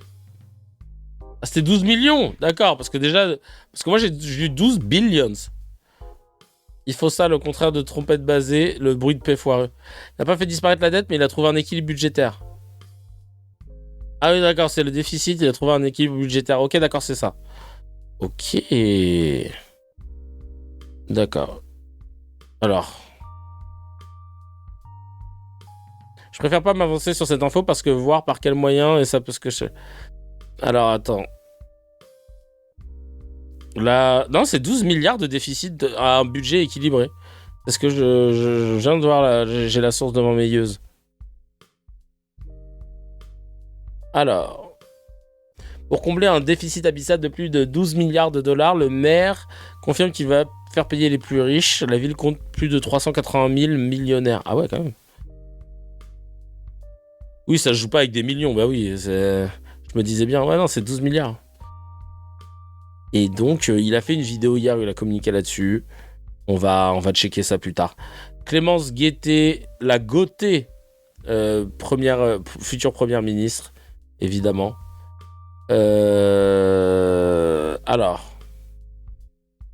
on va regarder ça tout de suite. Bougez pas. 380 000 millionnaires. Ouais, c'est chaud. Allez. À 65 ans. Ça vous... Pourquoi ? Oui, allez-y. Pourquoi ? Parce qu'elle est injuste vis-à-vis de celles et ceux... Ah, il y a Aurore Berger sur le plateau. Aïe, aïe, aïe, aïe, aïe, aïe, aïe. Ah, je sens que je vais aimer cette séquence. Aïe, aïe, aïe. Ceux qui travaillent depuis le plus longtemps, c'est-à-dire parfois avant 20 ans, parfois même avant 16 ans. Elle est injuste vis-à-vis des femmes, et je reviens sur ce que vient de dire Madame Berger, qui est vraiment une contre-vérité. Les femmes, aujourd'hui, c'est 22% en moyenne de salaire en moins, de retraite 40% en moins. Et là, dans la réforme, il va y avoir encore moins de prise en compte, notamment des trimestres qui sont utilisés par les femmes, notamment pour s'occuper des enfants, pour accoucher, etc. Et ça va continuer d'être extrêmement défavorable. C'est-à-dire que dans la réforme des retraites annoncée mardi prochain, mais dont on a les éléments aujourd'hui, oui. Il y aura des trimestres de femmes qui sont occupées de leurs enfants qui disparaîtront du calcul des retraites ? Exactement, si on a les bons éléments. Donc, contre les femmes, contre les moins diplômés, ceux qui ont les métiers les plus pénibles. Je veux dire, Monsieur Macron, qu'est-ce qu'il a fait son dernier quinquennat? Il a supprimé des critères de pénibilité de l'emploi. Ça veut dire il a décidé que porter des charges lourdes pendant une vingtaine d'heures par semaine, être exposé à des agents chimiques dangereux, ça n'était plus des critères de pénibilité. Ça me paraît d'un niveau de déconnexion absolument incroyable. Et du coup, on en vient à faire une réforme qui, monsieur le disait à nouveau, ne va pas pénaliser, ne va pas faire cotiser les gens qui ont un bac+5, qui ont des métiers donc moins pénibles, souvent plus intellectuels et donc qui détruisent moins les corps finalement. C'est bien celles et ceux qui ont le corps abîmé par le travail, qui font des gestes répétitifs et qui donc sont usés et n'ont qu'un désir, c'est de... Oh là là, elle est pas contente, Aurore, là. C'est un film d'horreur qu'elle nous montre là, elle est pas contente. Hein. Et je pense que elle est sous smecta parce qu'elle a dû manger un truc qui est pas passé aussi. Partir à la retraite pour en profiter. Parce que ce dont on parle là, en fait, c'est aussi d'un horizon progressiste, en fait. C'est est-ce qu'on va avoir des années pour s'occuper de nos petits-enfants, pour aller faire de l'associatif, pour faire du jardinage, etc. Vous avez donné ce chiffre qui est quand même extrêmement marquant de la population la plus pauvre, et notamment masculine, qui est déjà morte à 62 ans, pardon, c'est un quart. Quand on arrive à 65 ans, c'est un tiers des gens qui sont morts. Donc ils ne voient... Ah ouais, bah Aurore, elle est en train de se faire hagra. Hein. Tu sens qu'elle a pas les outils, mais elle s'est dit bon voilà, je vais la regarder méchamment, c'est le seul truc qui me reste. Tiens, Patrick Cohen, il dit la même chose que nous. Dans la tête de berger, il y a le petit singe avec des cymbales. Elle a tellement raison. On veut du temps pour nous, une vraie retraite. Mais oui, en fait, on veut vivre. Les gens, on veut pas vivre. Enfin, on veut pas vivre pour travailler, en fait. Hein. Notre vie, c'est pas ça, quoi. C'est un truc de ouf. Allez, on enchaîne avec Patrick Cohen, qui va dire un truc basé concernant Sarkozy. C'est l'édito politique. Patrick Cohen, le procès en appel de l'affaire Sarkozy-Kadhafi entre dans sa dernière phase avec les réquisitions à partir de lundi et vous vous étonnez qu'on en parle aussi peu. Ben oui, rendez-vous compte, on est en train de rejuger l'affaire qui a conduit un ancien président de la République en prison, une décision inouïe, historique. On a entendu celui qui a été le premier des Français dénoncer un complot, affirmer que toutes les limites de l'état de droit ont été violées. On a donc sous nos yeux l'expression d'un pouvoir aux prises avec un contre-pouvoir, c'est une sorte de crash test démocratique, un affrontement qui ne laisse que deux issues, soit la justice s'est complètement fourvoyée en envoyant un illustre innocent en prison, et comme le dit Nicolas Sarkozy, c'est très grave, soit il est avéré qu'un ministre de l'Intérieur a accepté ou sollicité les millions d'un dictateur pour financer la campagne qu'il a portée au sommet de l'État. Et c'est encore plus grave. Un tel enjeu devrait logiquement susciter une très large curiosité citoyenne. On aurait pu imaginer que l'événement soit scruté, disséqué au quotidien par une forêt de reporters et de chroniqueurs judiciaires. Mais non, pas vraiment, même si France Inter fait partie des quelques assidus, ce qui n'empêchera pas, comme au premier procès, ceux qui n'ont rien suivi, de crier au scandale si le jugement ne leur plaît pas. Mais qu'est-ce qu'on a appris de neuf, Patrick, de toutes ces semaines d'audience ? Beaucoup de choses, et notamment ceci, qui est énorme, sans que cela ne préjuge de la culpabilité de Nicolas Sarkozy. La Libye de Kadhafi a bel et bien versé des fonds pour sa campagne présidentielle de 2007, au moins 6 millions d'euros. Plus personne ne le nie. La tentative de corruption, je dis la tentative, est avérée. L'ancien président prétend qu'il n'a rien demandé, qu'il n'avait pas besoin de ces millions, qu'une partie d'entre eux est retournée dans des poches libyennes. Ah oui. Il répète que pas un centime n'est allé dans sa campagne, de même qu'il jure... Oui, là, il est en semaine A, Patrick Cohen, là. Faut profiter. D'en avoir rien vu et rien su des manigances de ses deux plus proches, Claude Guéant et Brice Hortefeux, auprès du plus proche de Kadhafi, un chef terroriste réclamé par la justice française. Ignorance que Guéant désormais conteste, et ça non plus, ça n'est pas rien. Un ancien secrétaire général de l'Élysée qui suggère que le président qu'il a servi pendant 10 ans ment sur ce qu'il savait des rendez-vous secrets de son entourage et des exigences libyennes. Si on veut mesurer le chemin parcouru, il suffit de se souvenir de ce que Nicolas Sarkozy disait avant qu'il soit jugé. Une fable, une calomnie, une construction intellectuelle, un dossier vide. Et aussi en août 2023 au Figaro Magazine, les Français seraient bien en peine de résumer ce qu'on me reproche. Personne n'y comprend rien. Mediapart avait fait de cette dernière phrase le titre d'un documentaire à succès. Personne n'y comprend rien. Et Nicolas Sarkozy aurait pu ajouter personne n'y croit, ou presque personne, tant l'accusation paraissait alors extravagante. 2 procès plus tard, il lui serait sans doute difficile de refaire ce constat aujourd'hui. C'est scandaleux. Quand je pense à la couverture médiatique qu'il y a eu sur Rima Hassan et sa garde à vue pour un retweet où au final, on a dit qu'il y avait de la 3-MMC, de la drogue de synthèse dans son sac, pour au final se rendre compte qu'il y avait une taupe qui balançait les infos aux journalistes, un mec qui bosse pour l'État en plus, hein, et qu'en plus de ça, il y avait que du CBD et qu'il n'y avait rien dans les tests urinaires qu'elle a dû faire, et que lui, Sarkozy, a volé une élection. Maintenant, on sait que les 6 millions d'euros ont été versés. Non, mais j'en ai retourné une partie, chacal. Où, à qui, comment? Prouve. T'as volé des élections. Tu nous as volé 5 années et tout ce qui en découle après. T'as potentiellement participé à avoir fait blanchir un gars qui a commis un attentat contre des civils français, plus de 130 morts. Non mais, à quelle heure on n'en parle pas tous les jours que Dieu fait dans les médias français? À quelle heure? C'est prouvé qu'une partie est repartie chez le fils de Senoussi, mais pas l'intégralité. Oui, et si t'as retourné une partie, t'as donc gardé le reste. Donc quoi qu'il arrive, c'est pas lui qui les a renvoyés, mais quoi qu'il arrive, il les a eus en fait. Oh là là. Non mais c'est... Déjà, on n'en parle pas. Les médias préfèrent parler de Rima Hassan en boucle que de ça. Comment tu peux expliquer maintenant, calmement, que la France, c'est pas un pays de droit... Que l'espace médiatique français, c'est pas un espace médiatique de droitard, anti-gauchiste, qui a décidé de choisir son camp, qui a décidé de tout faire pour pousser son camp. Comment tu veux? Comment tous les rédac-chefs de toutes les émissions des chaînes d'infos en continu se sont mis d'accord sans s'appeler pour se dire que ça allait pas être un sujet? Mais que Rima Hassan, si. C'est un truc de ouf. C'est un truc de ouf. Il aura un bracelet Rolex. Ah, je suis pas content.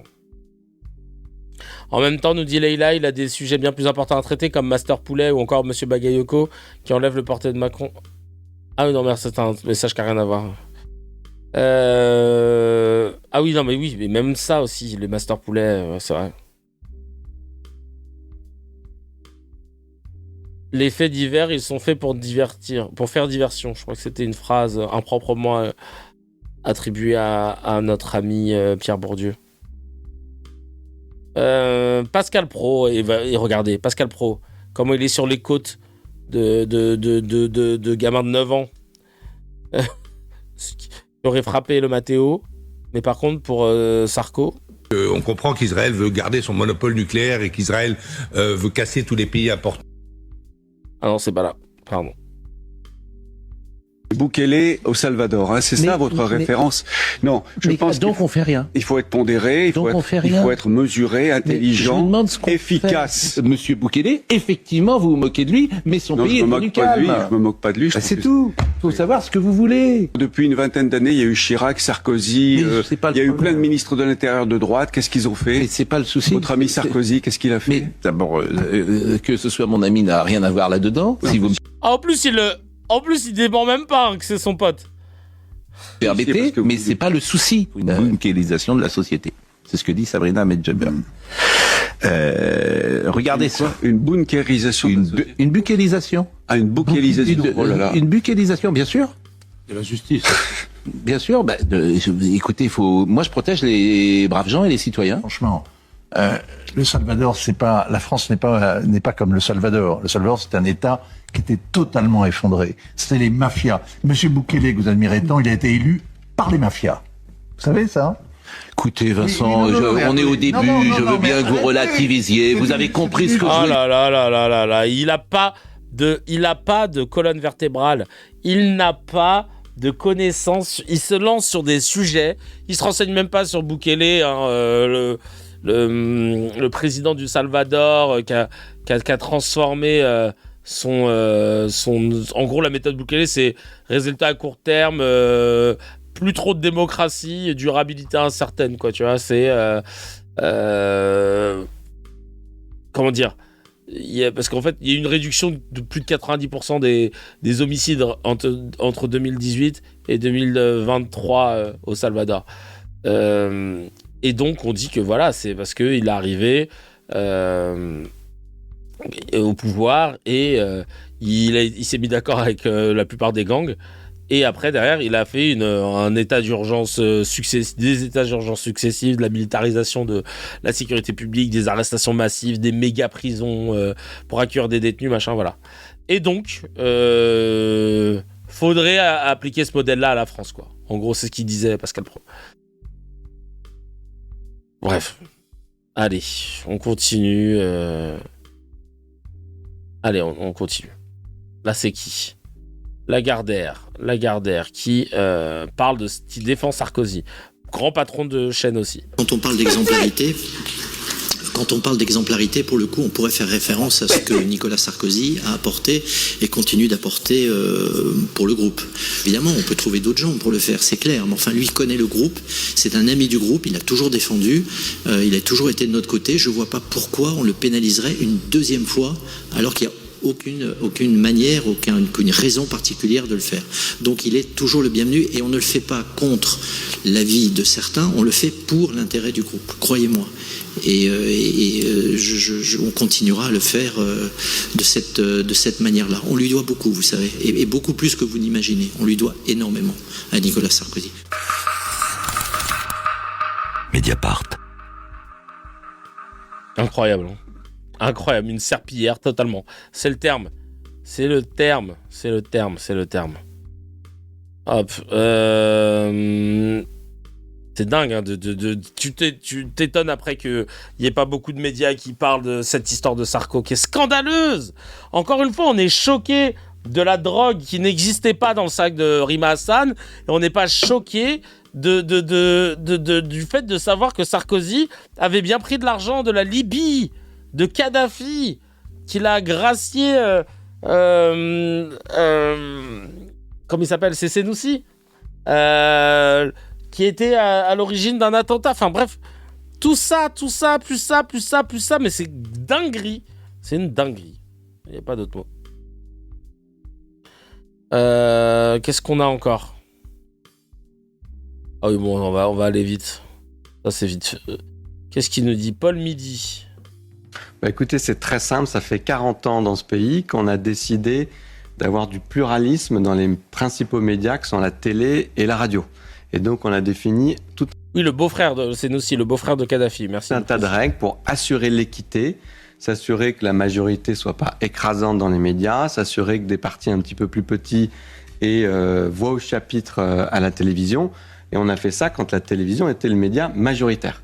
Sauf que maintenant, la moitié des Français, chaque jour, s'informent sur les réseaux sociaux. Et c'est même le média d'information numéro 1, les réseaux sociaux, jusqu'à 35 ans dans notre pays aujourd'hui. Et donc, moi, ce que je propose, c'est très simple.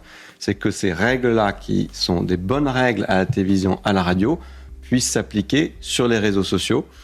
Et donc, qu'on ait des règles d'équité de temps de parole pour les expressions politiques sur les réseaux sociaux. Quel objectif et comment Il est con, quoi, lui. Appliquer Paul Midi. Vous savez, on est quand même le seul pays au monde à appliquer cette règle à la télévision. Oui, mais je pense les autres pays, par exemple, ils ont libéralisé. Ils se sont dit justement, il y a les réseaux sociaux, donc on libère le temps de parole sur... Il faut pas le chercher à 14h. Excellent. Les médias, la télévision et la radio, mais vous voulez aller plus loin. Comment on l'applique ? En fait, moi je pense qu'on a des bonnes règles de démocratie en France. Et vous prenez les exemples étrangers. Aux États-Unis, plus vous avez d'argent, plus les entreprises vous soutiennent, plus vous êtes en capacité que vous exprimez en libéralisé. Je suis libéral économique, où on a du pluralisme, où chaque opinion puisse être entendue, et que ce soit équitable entre les différents candidats d'une télévision. Ce sont des très bonnes règles, elles sont d'ailleurs faites depuis une quarantaine d'années. Mais pas du tout par les médias et par les journalistes. Par contre, parce que il explique pas comment il veut faire là. Alors ça dépend des médias. Non, évidemment, je peux vous dire, il n'y a aucun média, aucun journaliste qui... Non, mais parce que c'est compliqué, c'est laborieux. On va noter, Monsieur Midi s'exprime pour telle partie, telle autre personne s'exprime pour la partie, c'est un petit peu laborieux, effectivement. Mais pour un réseau social, c'est 100 fois plus simple. Parce que le réseau social, il sait le contenu qu'il vous envoie. Il le sait même avant de vous l'envoyer. Ah, il veut réguler les suggestions, en fait, c'est ça ? C'est très facile avec la technologie des réseaux sociaux de pouvoir mesurer, savoir et assurer ce temps de parole et cette équité. Et je veux bien préciser un point pour qu'on soit très concret. Parce que, évidemment, ce qu'on mesure à la télévision, c'est ce qui est poussé par la chaîne de télévision. Si vous voulez aller voir Jordan Bardella parce que vous êtes fan de lui, la plateforme de CNews, je ne sais pas si vous en avez une, il faut que ce soit exactement la même règle, ni plus ni moins. Ce qui est poussé proactivement par le réseau social, quand l'algorithme de TikTok décide de vous envoyer une vidéo, ça doit rentrer dans les règles d'équité de temps de parole. Par contre, si vous avez envie d'aller voir le compte de Jordan Bardella ou de Jean-Luc... C'est ça, en fait, c'est genre... il veut gérer les algorithmes de suggestion sur les réseaux sociaux. Ok, mais il a entre 20 et 45 ans, vraiment, c'est... Restreindre le temps de parole sur Internet, non, c'est... Ouais, qu'est-ce que je comprends. Mélenchon. Alors, j'entends bien ce que vous dites, bien sûr, vous pouvez passer votre journée de Jordan Bardella ou de Jean-Luc Mélenchon. Puis, question de Marc Menon. Il y a un algorithme, on est épié, ça devient idée. Vous avez, si je prends l'exemple de TikTok, un algorithme chinois qui décide d'envoyer, par exemple, les contenus de Jean-Luc Mélenchon, parce qu'il est très présent sur cette plateforme, à des millions de Français, et souvent des jeunes, ce sont des jeunes qui sont sur TikTok. Qu'est-ce qu'il raconte, là, Huis ? Il se base sur quoi, là ? C'est un algorithme chinois qui décide aujourd'hui. Oui, mais n'importe quoi. Il fallait que ça tombe sur LFI, allez, c'est bon. Oh là là là là là là. Non, après, c'est vrai que quand tu vois X, il te balance que des trucs d'extrême droite. Donc, en ça, tu te dis, ouais, il y a peut-être une régule à faire. Mais s'il te plaît, là... Tout ce long truc pour dire, par exemple, Mélenchon, c'est un algorithme chinois qui le balance sur TikTok. Eh bien, voyons. Ah là là, c'est juste parce qu'ils ont le seum, parce qu'ils sont plus vus, quoi. C'est juste ça. Oui, je te jure, il y a Roussounet qui dit « S'ils veulent interdire les réseaux sociaux aux jeunes, ce n'est pas pour les protéger des pédos. Mélenchon pas bien, les pédos bien et sans modération, je te jure. » Ah ouais, ça c'était ouf. Un mec de chez France Télé qui vient... tu sais, à l'époque où il y avait un bandeau sur France Télé où il y avait écrit « Otage palestinien » et Caroline Yadan avait dit « Comment ça, machin, nan ?» Et il y a la Muriel de chez France Info qui avait dit « Ah non, nos équipes ont réagi façon Lucky Luke, ça y est, ça a été modifié et tout. » Juste parce qu'ils avaient écrit « Otage » et pas « Prisonnier ». Il est revenu sur Radio J pour raconter ça, le gars. Vraiment, je comprends pas pourquoi il fait ça. Je tiens à dire, avant même votre réponse, que pour vous regarder très très régulièrement, vous êtes effectivement assez irréprochable, mais là ça a dévissé. Parfois on arrête, puis il y en a un qui passe entre les mailles du filet. Dans ces cas-là, qu'est-ce qu'on fait ? On reconnaît son erreur, on n'essaie pas de l'effacer. 2, on s'excuse, parce que c'est très important aussi. Une erreur, ça arrive, et hélas, quand ça arrive une comme ça, c'est une de trop. Donc on se le dit, ce qui s'est passé, c'est quoi ? C'est que, comme je vous le disais, on est un journal avec de multiples sources d'informations. Allez, nettoyer, balayer, astiquer, case-là toujours pimpante. Il y a ce que dit le présentateur, là c'est pas une erreur du présentateur, il y a ce qui est dit dans un sujet, là c'est même pas une erreur de celui qui écrit le sujet, c'est une erreur d'infographie qui a été mise en place par celui qui a fait les sujets, et en relecture, il faut relire tout. Alors le texte, ce que dit le présentateur. Vous mesurez à quel point le décalage entre prisonniers... Mais c'est dément, mais c'est inadmissible. Non seulement je le mesure, mais je m'en réexcuse aujourd'hui auprès de ceux que ça a pu choquer, et je le comprends. Oh là là là là là là là là. Ça pille. Je suis une petite sapille, une sapille. Oh là là. Largement. Je dis que la personne qui a fait cette erreur-là, alors on aurait pu se croire, oui, c'est orienté, c'est politisé, mais absolument pas. Il se trouve que c'était, entre guillemets, à ce moment-là, sur cette partie-là de l'infographie, un junior qui sortait. Un junior d'école et qui ne savait pas, il connaissait même pas c'est un problème de niveau, en fait, c'est aussi con que ça. Oh là là là là. Ah, il me débecte carrément, le gars, il est venu, il est en commission Radio J, là, pour s'excuser. Oh là là. En plus, il balance toute l'équipe, toute son équipe sous son bus, ouais, je te jure. Aïe, aïe, aïe. T'as l'impression qu'il passe son jugement et qu'il a peur de perdre quelque chose, mais espèce de carpette. Ah putain, même à Action, on te voit, on t'achète pas, chacal. Serpillère comme ça, là. Oh, Starf. Incroyable. Je vous rappelle qu'il y a des enfants palestiniens qui sont emprisonnés par l'État israélien sans jugement. Comment appelle-t-on ça? Des otages, point. Point à la ligne.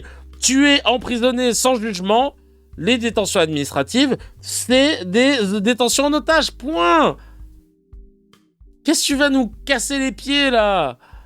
Marlys qui dit, c'est quoi le terme déjà? Ah oui, serpillière. Oh là, mais je te jure.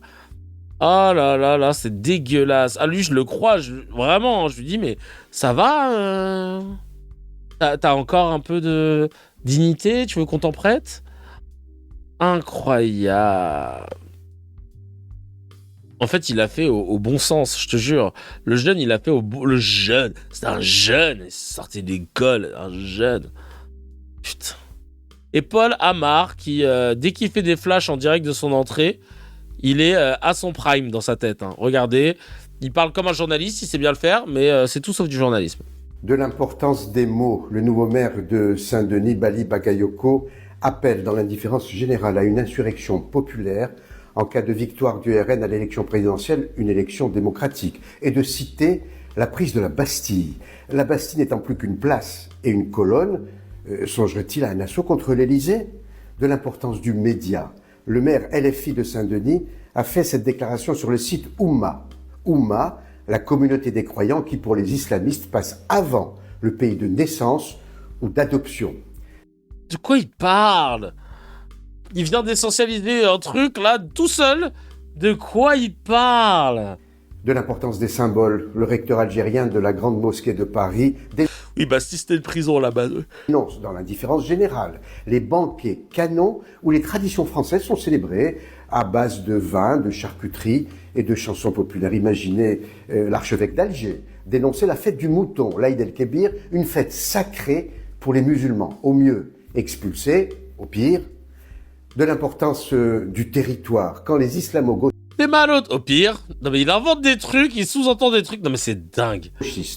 Occupent un territoire, ils s'arrogent tous les droits. Celui de décrocher, par exemple, le portrait du chef de l'État dans le bureau du maire de Saint-Denis. Celui de tout casser dans la rue, Champs-Élysées. Celui d'intimider et de semer la terreur dans les universités.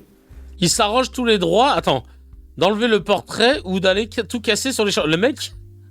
Mais qu'est-ce qu'on comprend pas, chacal? C'est un début d'AVC, là? Dis-nous. De l'importance de la prise de conscience. De l'importance de la prise de conscience. On ne le répétera jamais assez. Oh là là là là. Franchement, c'est... vraiment de la grosse... une grosse sombre coup à pisse. Tom qui dit heureux de constater que ce type correspond exactement à ce que je pensais de lui quand j'étais petit. Une grosse merde. Finalement, j'avais du flair. Je te jure. Ça démontre, Sam nous dit, ça démontre une chose. C'est pour qui roule Paul, qu'il soutient et souhaite voir élu en 2027. Trèfle de présenterie Bardella n'est qu'une marionnette. Il y a aussi le maire, nous dit Daldalou. RN, qui s'est octroyé le droit de décrocher le portrait du Macron. Il dit pas. Tous pareils à remuer le vent pour faire peur. Oslem qui dit le prime de ce pseudo-journaliste, sortir des gants de boxe lors d'un départ entre Le Pen et Tapi. Voilà le niveau du journalistique du type. Non mais tellement... Vraiment, là tu sens qu'il essaye de revenir dans le game et on s'en bat les steaks de ta tronche, quoi. Vraiment, tu racontes n'importe quoi et c'est pas parce que tu le dis bien avec un ton journalistique que ça renforce du crédit sur ce que tu dis. Tu dis de la merde. Bon, je ne vais pas me faire que des copains avec cette très courte vidéo, mais je vais vous parler en quelques secondes de la gauche. Mélenchon. Il parle de la France, de l'Europe, du monde. Il met ses propositions sur la table, il désigne la droite et l'extrême droite comme adversaires, et il déroule. Le reste de la gauche, quand bien même certains de ses membres ont indiscutablement des idées, à ce reste de la gauche, on retient d'elle qu'elle parle d'elle-même beaucoup, qu'elle parle de Mélenchon aussi beaucoup. Et c'est à peu près tout. Tout ça vous donne une explication des rapports de force qu'on observe aujourd'hui. Salut. Le salut, il mérite la trompette basée pour le salut à la fin. Aïe aïe aïe aïe aïe. Bah ouais, c'est ce qu'on disait déjà ici dans CKR. Hein. C'est très drôle. Ouais, c'est effectivement c'est un miel ça normalement, c'est vrai. La gauche n'a, on le voit dans les médias. Ils ne font que taper sur Mélenchon et t'as envie de dire mais c'est quoi votre programme ? Non mais parce que nous c'est pas LFI. Ouais mais encore. Purée de pommes de terre. C'est sur le Telegram si vous voulez voir cette pépite, ce petit lait avant l'heure, ce petit miel avant l'heure. Ça. Ah tiens, une autre vidéo de Zuckman le GOAT. Zuckman. On va écouter ça, comment il débunk les propos sur les riches. Hein, et il est sur leur callback, j'adore. Je vous explique justement qu'aujourd'hui les très très riches payent moins d'impôts que les classes populaires ou les classes moyennes. Est-ce que vous, c'est quelque chose qui vous choque ou vous trouvez ça normal ? On a besoin de riches aussi. Parce que les riches, c'est ceux qui investissent. Donc on a besoin qu'ils aient les entreprises, qu'ils investissent pour notre pays. C'est pas en les taxant qu'on arrivera, voilà. Et là, je paye pas d'impôts. Ils n'ont pas les moyens d'en payer. Ouais, même on paierait que 1 euro symbolique, ça responsabiliserait beaucoup plus les gens. Alors là, il y a quand même un gros problème. C'est-à-dire que quand on est sénateur, et donc on vote le budget de la France tous les ans, de pouvoir dire qu'il y a plein de gens qui payent pas l'impôt en France, oh là là, c'est effarant. Ce qu'il a en tête, c'est l'impôt sur le revenu. L'impôt sur le revenu, c'est vrai que c'est à peu près 50% des Français qui le payent. Je te jure, ça te responsabiliserait, mais va te faire foutre, je te jure. C'est 7% des prélèvements obligatoires. Il y a quand même les 93% restants. Il y a un autre impôt sur le revenu qui s'appelle la CSG en France, très lourde. 10% quasiment, prélevé à la source. Dès le premier euro de salaire touché, un smicard paye 10% de CSG, CRDS, prélevé à la source. Les petites retraites, tout ça, pareil. Après, il y a la TVA, taxe foncière pour les classes moyennes qui ont accès à la propriété, les cotisations sociales. Enfin, je veux dire, toutes les catégories sociales payent beaucoup d'impôts en France. Je sais pas comment on peut voter le budget de la nation année après année et l'ignorer. Là, il y a quand même quelque chose de particulièrement choquant. Après, l'idée que la solution à nos problèmes budgétaires, ce serait d'aller demander 1 euro symbolique d'impôt sur le revenu supplémentaire pour les Français et les catégories sociales modestes. Waouh, je veux dire, ça rapporterait pas beaucoup d'argent, c'est parfaitement injuste. Enfin, c'est vraiment, on a les milliardaires qui payent 2 fois moins que les catégories, les classes populaires, qui ont énormément d'argent, donc il y a beaucoup de 20 milliards à récupérer en taxant eux. Non, récupérons 100 fois moins en allant taxer les gens qui sont 2 fois plus imposés qu'eux. Ouais, c'est spécial, hein. Merci à Gabriel Zuckman. Basé comme au baseball, comme d'habitude, ça fait plaisir. On a quoi là ? Ça bombarde avec Manu. On va écouter ça tout de suite. Il est venu bombarder. Ah non, ça on avait vu. Je l'ai mis 2 fois, pardon. On l'a vu. Le patronat est-il nécessaire ? Ça, c'est une question qui est posée. Est-ce que Bernard Arnault a cousu un sac Louis Vuitton ou fait le ménage ? Ça, c'est une très bonne question. Anas Kazib au micro de Magali Berda. Tiens, on va regarder ça. Les patrons, ils ont surtout besoin que les travailleurs, ils restent à leur place. Ils ont pas besoin, en fait, le patron qui a besoin de sortir 10 000 Citroën par an, il a besoin de la force de travail pour les sortir. Parce qu'il sait que si les 10 000 ouvriers qui lui font sortir ce produit-là, demain, ils décidaient tous d'être pizzaiolo, boulanger, charpentier, etc., ils se diraient, mais merde, moi, mes usines, elles sont vides. Comment on va faire ? Mais ça, Anas, c'est une réalité. Oui, mais ça, il n'y a pas de débat. Il faut pas juste dire que c'est, il y a qu'un faucon. Non, mais là, on n'a pas de débat là-dessus. Je veux dire, là, on est en train de s'orienter qu'uniquement sur des activités où effectivement on parle de production pure. Mais moi, j'ai pas de débat là-dessus. J'ai aucun problème. Je veux dire, de ce côté-là, je vois pas en quoi ça pose problème. Mais il ne faut pas se focaliser. Mais non, mais parce que vous avez dit ça peut pas tourner. C'est pour ça, Monsieur Haddad. Je vous ai répondu parce que vous avez dit il faut un capitaine. Moi, je maintiens que je suis contre ce système-là. Peut-être, je peux le comprendre. Dans ces conditions, effectivement, il y a d'autres. Je sais pas pourquoi Bernard Arnault il pèse 200 milliards. Qu'est-ce qu'il fait Bernard Arnault? Est-ce qu'il a déjà cousu un sac Louis Vuitton? Est-ce qu'il a déjà conduit un Renault Trafic? Est-ce qu'il a déjà fait le ménage dans sa boutique des Champs-Élysées? Bernard Arnault. Il est ni designer ni dessinateur. Vous voyez ce que je veux dire? Il pèse 200 milliards. C'est énorme. Une vraie réflexion, hein. Vraie réflexion que Dr H nous avait déjà beaucoup amené à l'époque. Et il a déjà fait la vaisselle, dit Marlise, de son petit déjeuner, ni recousu. Il a déjà jamais fait la vaisselle de son petit déjeuner, ni recousu un bouton de chemise. Non mais frère, cousine, sœur, c'est un truc de ouf. Les gens ont du mal à comprendre que les milliardaires, pour la grosse partie d'entre eux, c'est pas du from scratch, c'est de l'héritage, c'est un héritage social, culturel ou pécunier, c'est donc les mêmes écoles, les entre-soi. Bernard Arnault, il a bénéficié de l'argent de l'État pour pouvoir racheter le groupe qui possédait Dior en promettant de ne pas virer du monde, et pourtant il a viré du monde et il a gardé Dior. Enfin bref, ils ont fait que des dingueries. T'es pas multimilliardaire comme ça, à la sueur de ton front, chacal. Oh là là là là. Sabrina Matchdeber, qui n'est pas sociologue, on sait pas d'où elle sort, continue de jouer vraiment la carte de la caution maghrébine de CNews. Elle est insupportable. Et plus loin que Pascal Pierre, il y a aussi un tabou dont il faut parler dans ce monde-là du football, qui est un vrai monde finalement où se reflète la fracture identitaire. C'est le racisme anti-blanc, c'est une réalité. Moi, j'écoutais et je lisais Daniel Riolo, Racaille Football Club, qui l'explique très bien. J'entendais les propos de Pierre Ménès. Racaille Football Club. Également, qui parle de l'ostracisation de son fils parce que blanc. D'autres personnes prennent le témoignage. C'est aussi un tabou de la politique de la ville, parce que le football est devenu aujourd'hui un sport non pas d'entraînement, mais d'affrontement sur certains terrains. Et en effet, il y a des petits districts comme ça qui sont... Elle a sorti que des rêves de merde.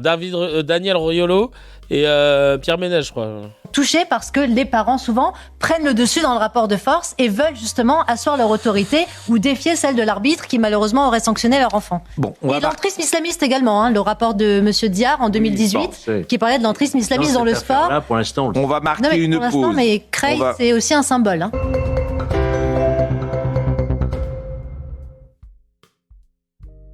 Vraiment insupportable.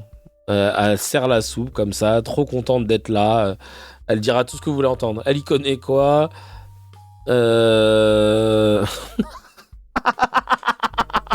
Non, ça, je peux pas lire cette vanne parce qu'elle est pas gentille, c'est sur le physique, mais ça m'a fait rire. Tout ça pour silencier la cisphobie, personne n'en parle non plus. Et hétérophobie, arrêtez de silencier la discrimination, qui n'existe pas. Non mais oh, dit Marlise. Them South qui dit Sabrina, elle a pas compris encore pour eux. Tu ne le sauras jamais de blanche, tu pourras faire toutes les compètes que tu veux, bah tu feras jamais partie de la famille. Elle a la tête d'un as de pique. Catherine. Je trouve ça très drôle.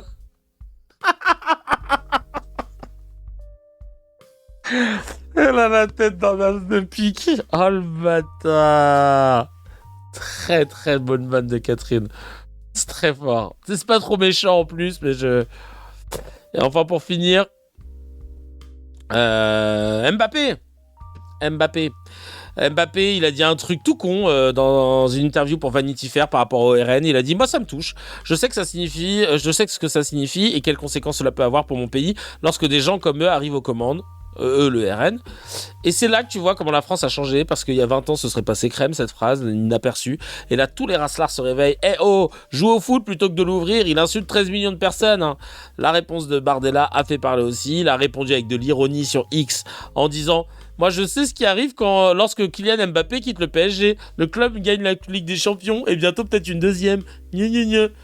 Alors il y a un avocat qui lui a répondu, vous n'avez vécu que de l'argent, Bardella, vous n'avez vécu que de l'argent public et présidé un parti de délinquants fondé par un ancien SS et eu 1,8 de moyenne à la fac. Un peu d'humilité, vraiment, la vie de ma mère. Le RN nous oblige à défendre Mbappé. Ouais, c'est pour te dire, hein, même moi, on fait un effort. Hein. Il peut pas respirer quand on lui sans qu'on lui tombe dessus en ce moment. Et il y a Geoffroy le jeune le jeune couvapissé qui vient de chialer en mode faut que Deschamps le sanctionne, machin. Oh là là là là. Très choquant. Oh là là, je vais modérer alors. Non, mais très choquant. je le pense sincèrement. J'aimerais bien que Deschamps le prenne pas dans la liste pour la Coupe du Monde. Mbappé. Mais vous connaissez bien le foot ou pas? C'est un avis footballistique? Ça dépend. Est-ce que c'est un avis footballistique? C'est aléatoire. C'est un avis 100% footballistique. D'accord. Mais vous connaissez bien le foot? Bah Pascal, je sais pas, je vous pose la question. Pose-moi des questions. Et pourquoi? En fait, c'est comme jurisprudence. C'est jurisprudence Jacquet. Comme il avait écarté Eric Cantona, le meilleur joueur de l'époque. Déjà, premièrement. Deuxièmement, les équipes dont il part jouent mieux sans lui.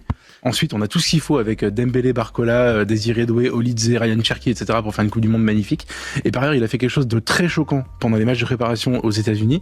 C'est qu'il est rentré sur le terrain en piquant le brassard de capitaine à N'Golo Kanté, qui est un garçon qui a l'air absolument comme humble, très gentil, etc. Qui a été capitaine alors qu'il est un peu sur le retour. Et voilà, il a exigé de prendre le brassard de capitaine, ce qui est un peu une humiliation. Et je trouve cette image extrêmement choquante. Donc Deschamps, votre ami, s'est privé de Karim Benzema pour le dernier Euro, et je pense qu'il a eu raison. J'aimerais bien qu'il fasse pareil avec Mbappé. À la seule...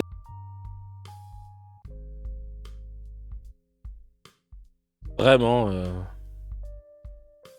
n'importe quoi. Vraiment, une fatigue. On est obligé de défendre Mbappé parce que face au gros Raslar, voilà, on est dans le même camp.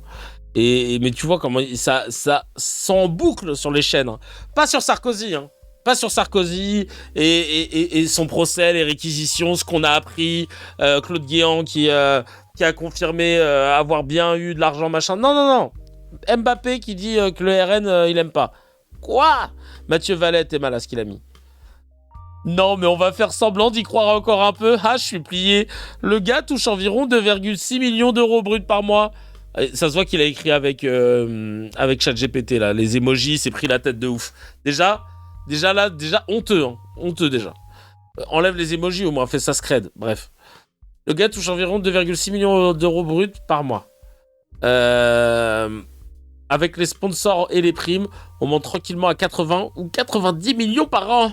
Villa dans les quartiers ultra riches de Madrid, vie de superstar, sécurité, jet, luxe, H24. Mais attention, hein, il comprend la vie des gens. Mais Monseigneur est trop bon. Les fins de mois difficiles, l'essence, les loyers, le pouvoir d'achat, tout ça depuis sa piscine à plusieurs millions. Frérot, carrément. Gagne tes trophées, profite de ta vie droit, mais épargne-nous les serments politiques. Mais va te faire! Oh là là là là! Oh là là là là là là! Mathieu Vallée! Bisous! Mathieu Vallée! Dofla qui dit parce que vous vivez dans un HLM ou dans un 2 pièces peut-être? Frérot, gagne tes trophées, toi tu n'arrives même pas à gagner les municipales. Ils l'ont terminé. Tu devrais fermer ta grande gorge. Détournement de bon SNCF, Mathieu Vallée, le commissaire syndiqué des rails. Non mais les frères, aïe aïe aïe. Oui, il a connu le vrai monde avant de devenir riche grâce à son talent, contrairement à Marine Le Pen qui a grandi et vécu jusqu'à ses 45 ans dans l'exigu manoir de 430 mètres carrés, entouré de ses 5000 mètres carrés de jardin sur les hauteurs de Saint-Cloud. Ferme-la, Mathieu Vallée, au bout d'un moment. Oh là là, Vallée de pisse, exactement. Ferme-la un moment. T'aimes ton parti, là, ton vieux parti. Qu'est-ce que tu ouvres tes fesses? Ferme ta gorge, chacal. Oh là là là là, moi j'ai mis quoi?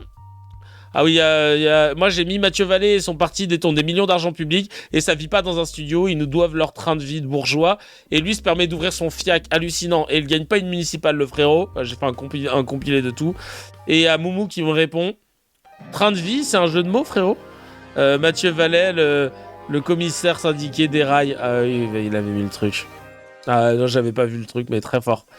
Non mais laisse tomber là. D'où ils ouvrent leur seuf comme ça, là. Et puis il a continué après sur un plateau, mais parce que j'ai envie de voir sa vieille gueule.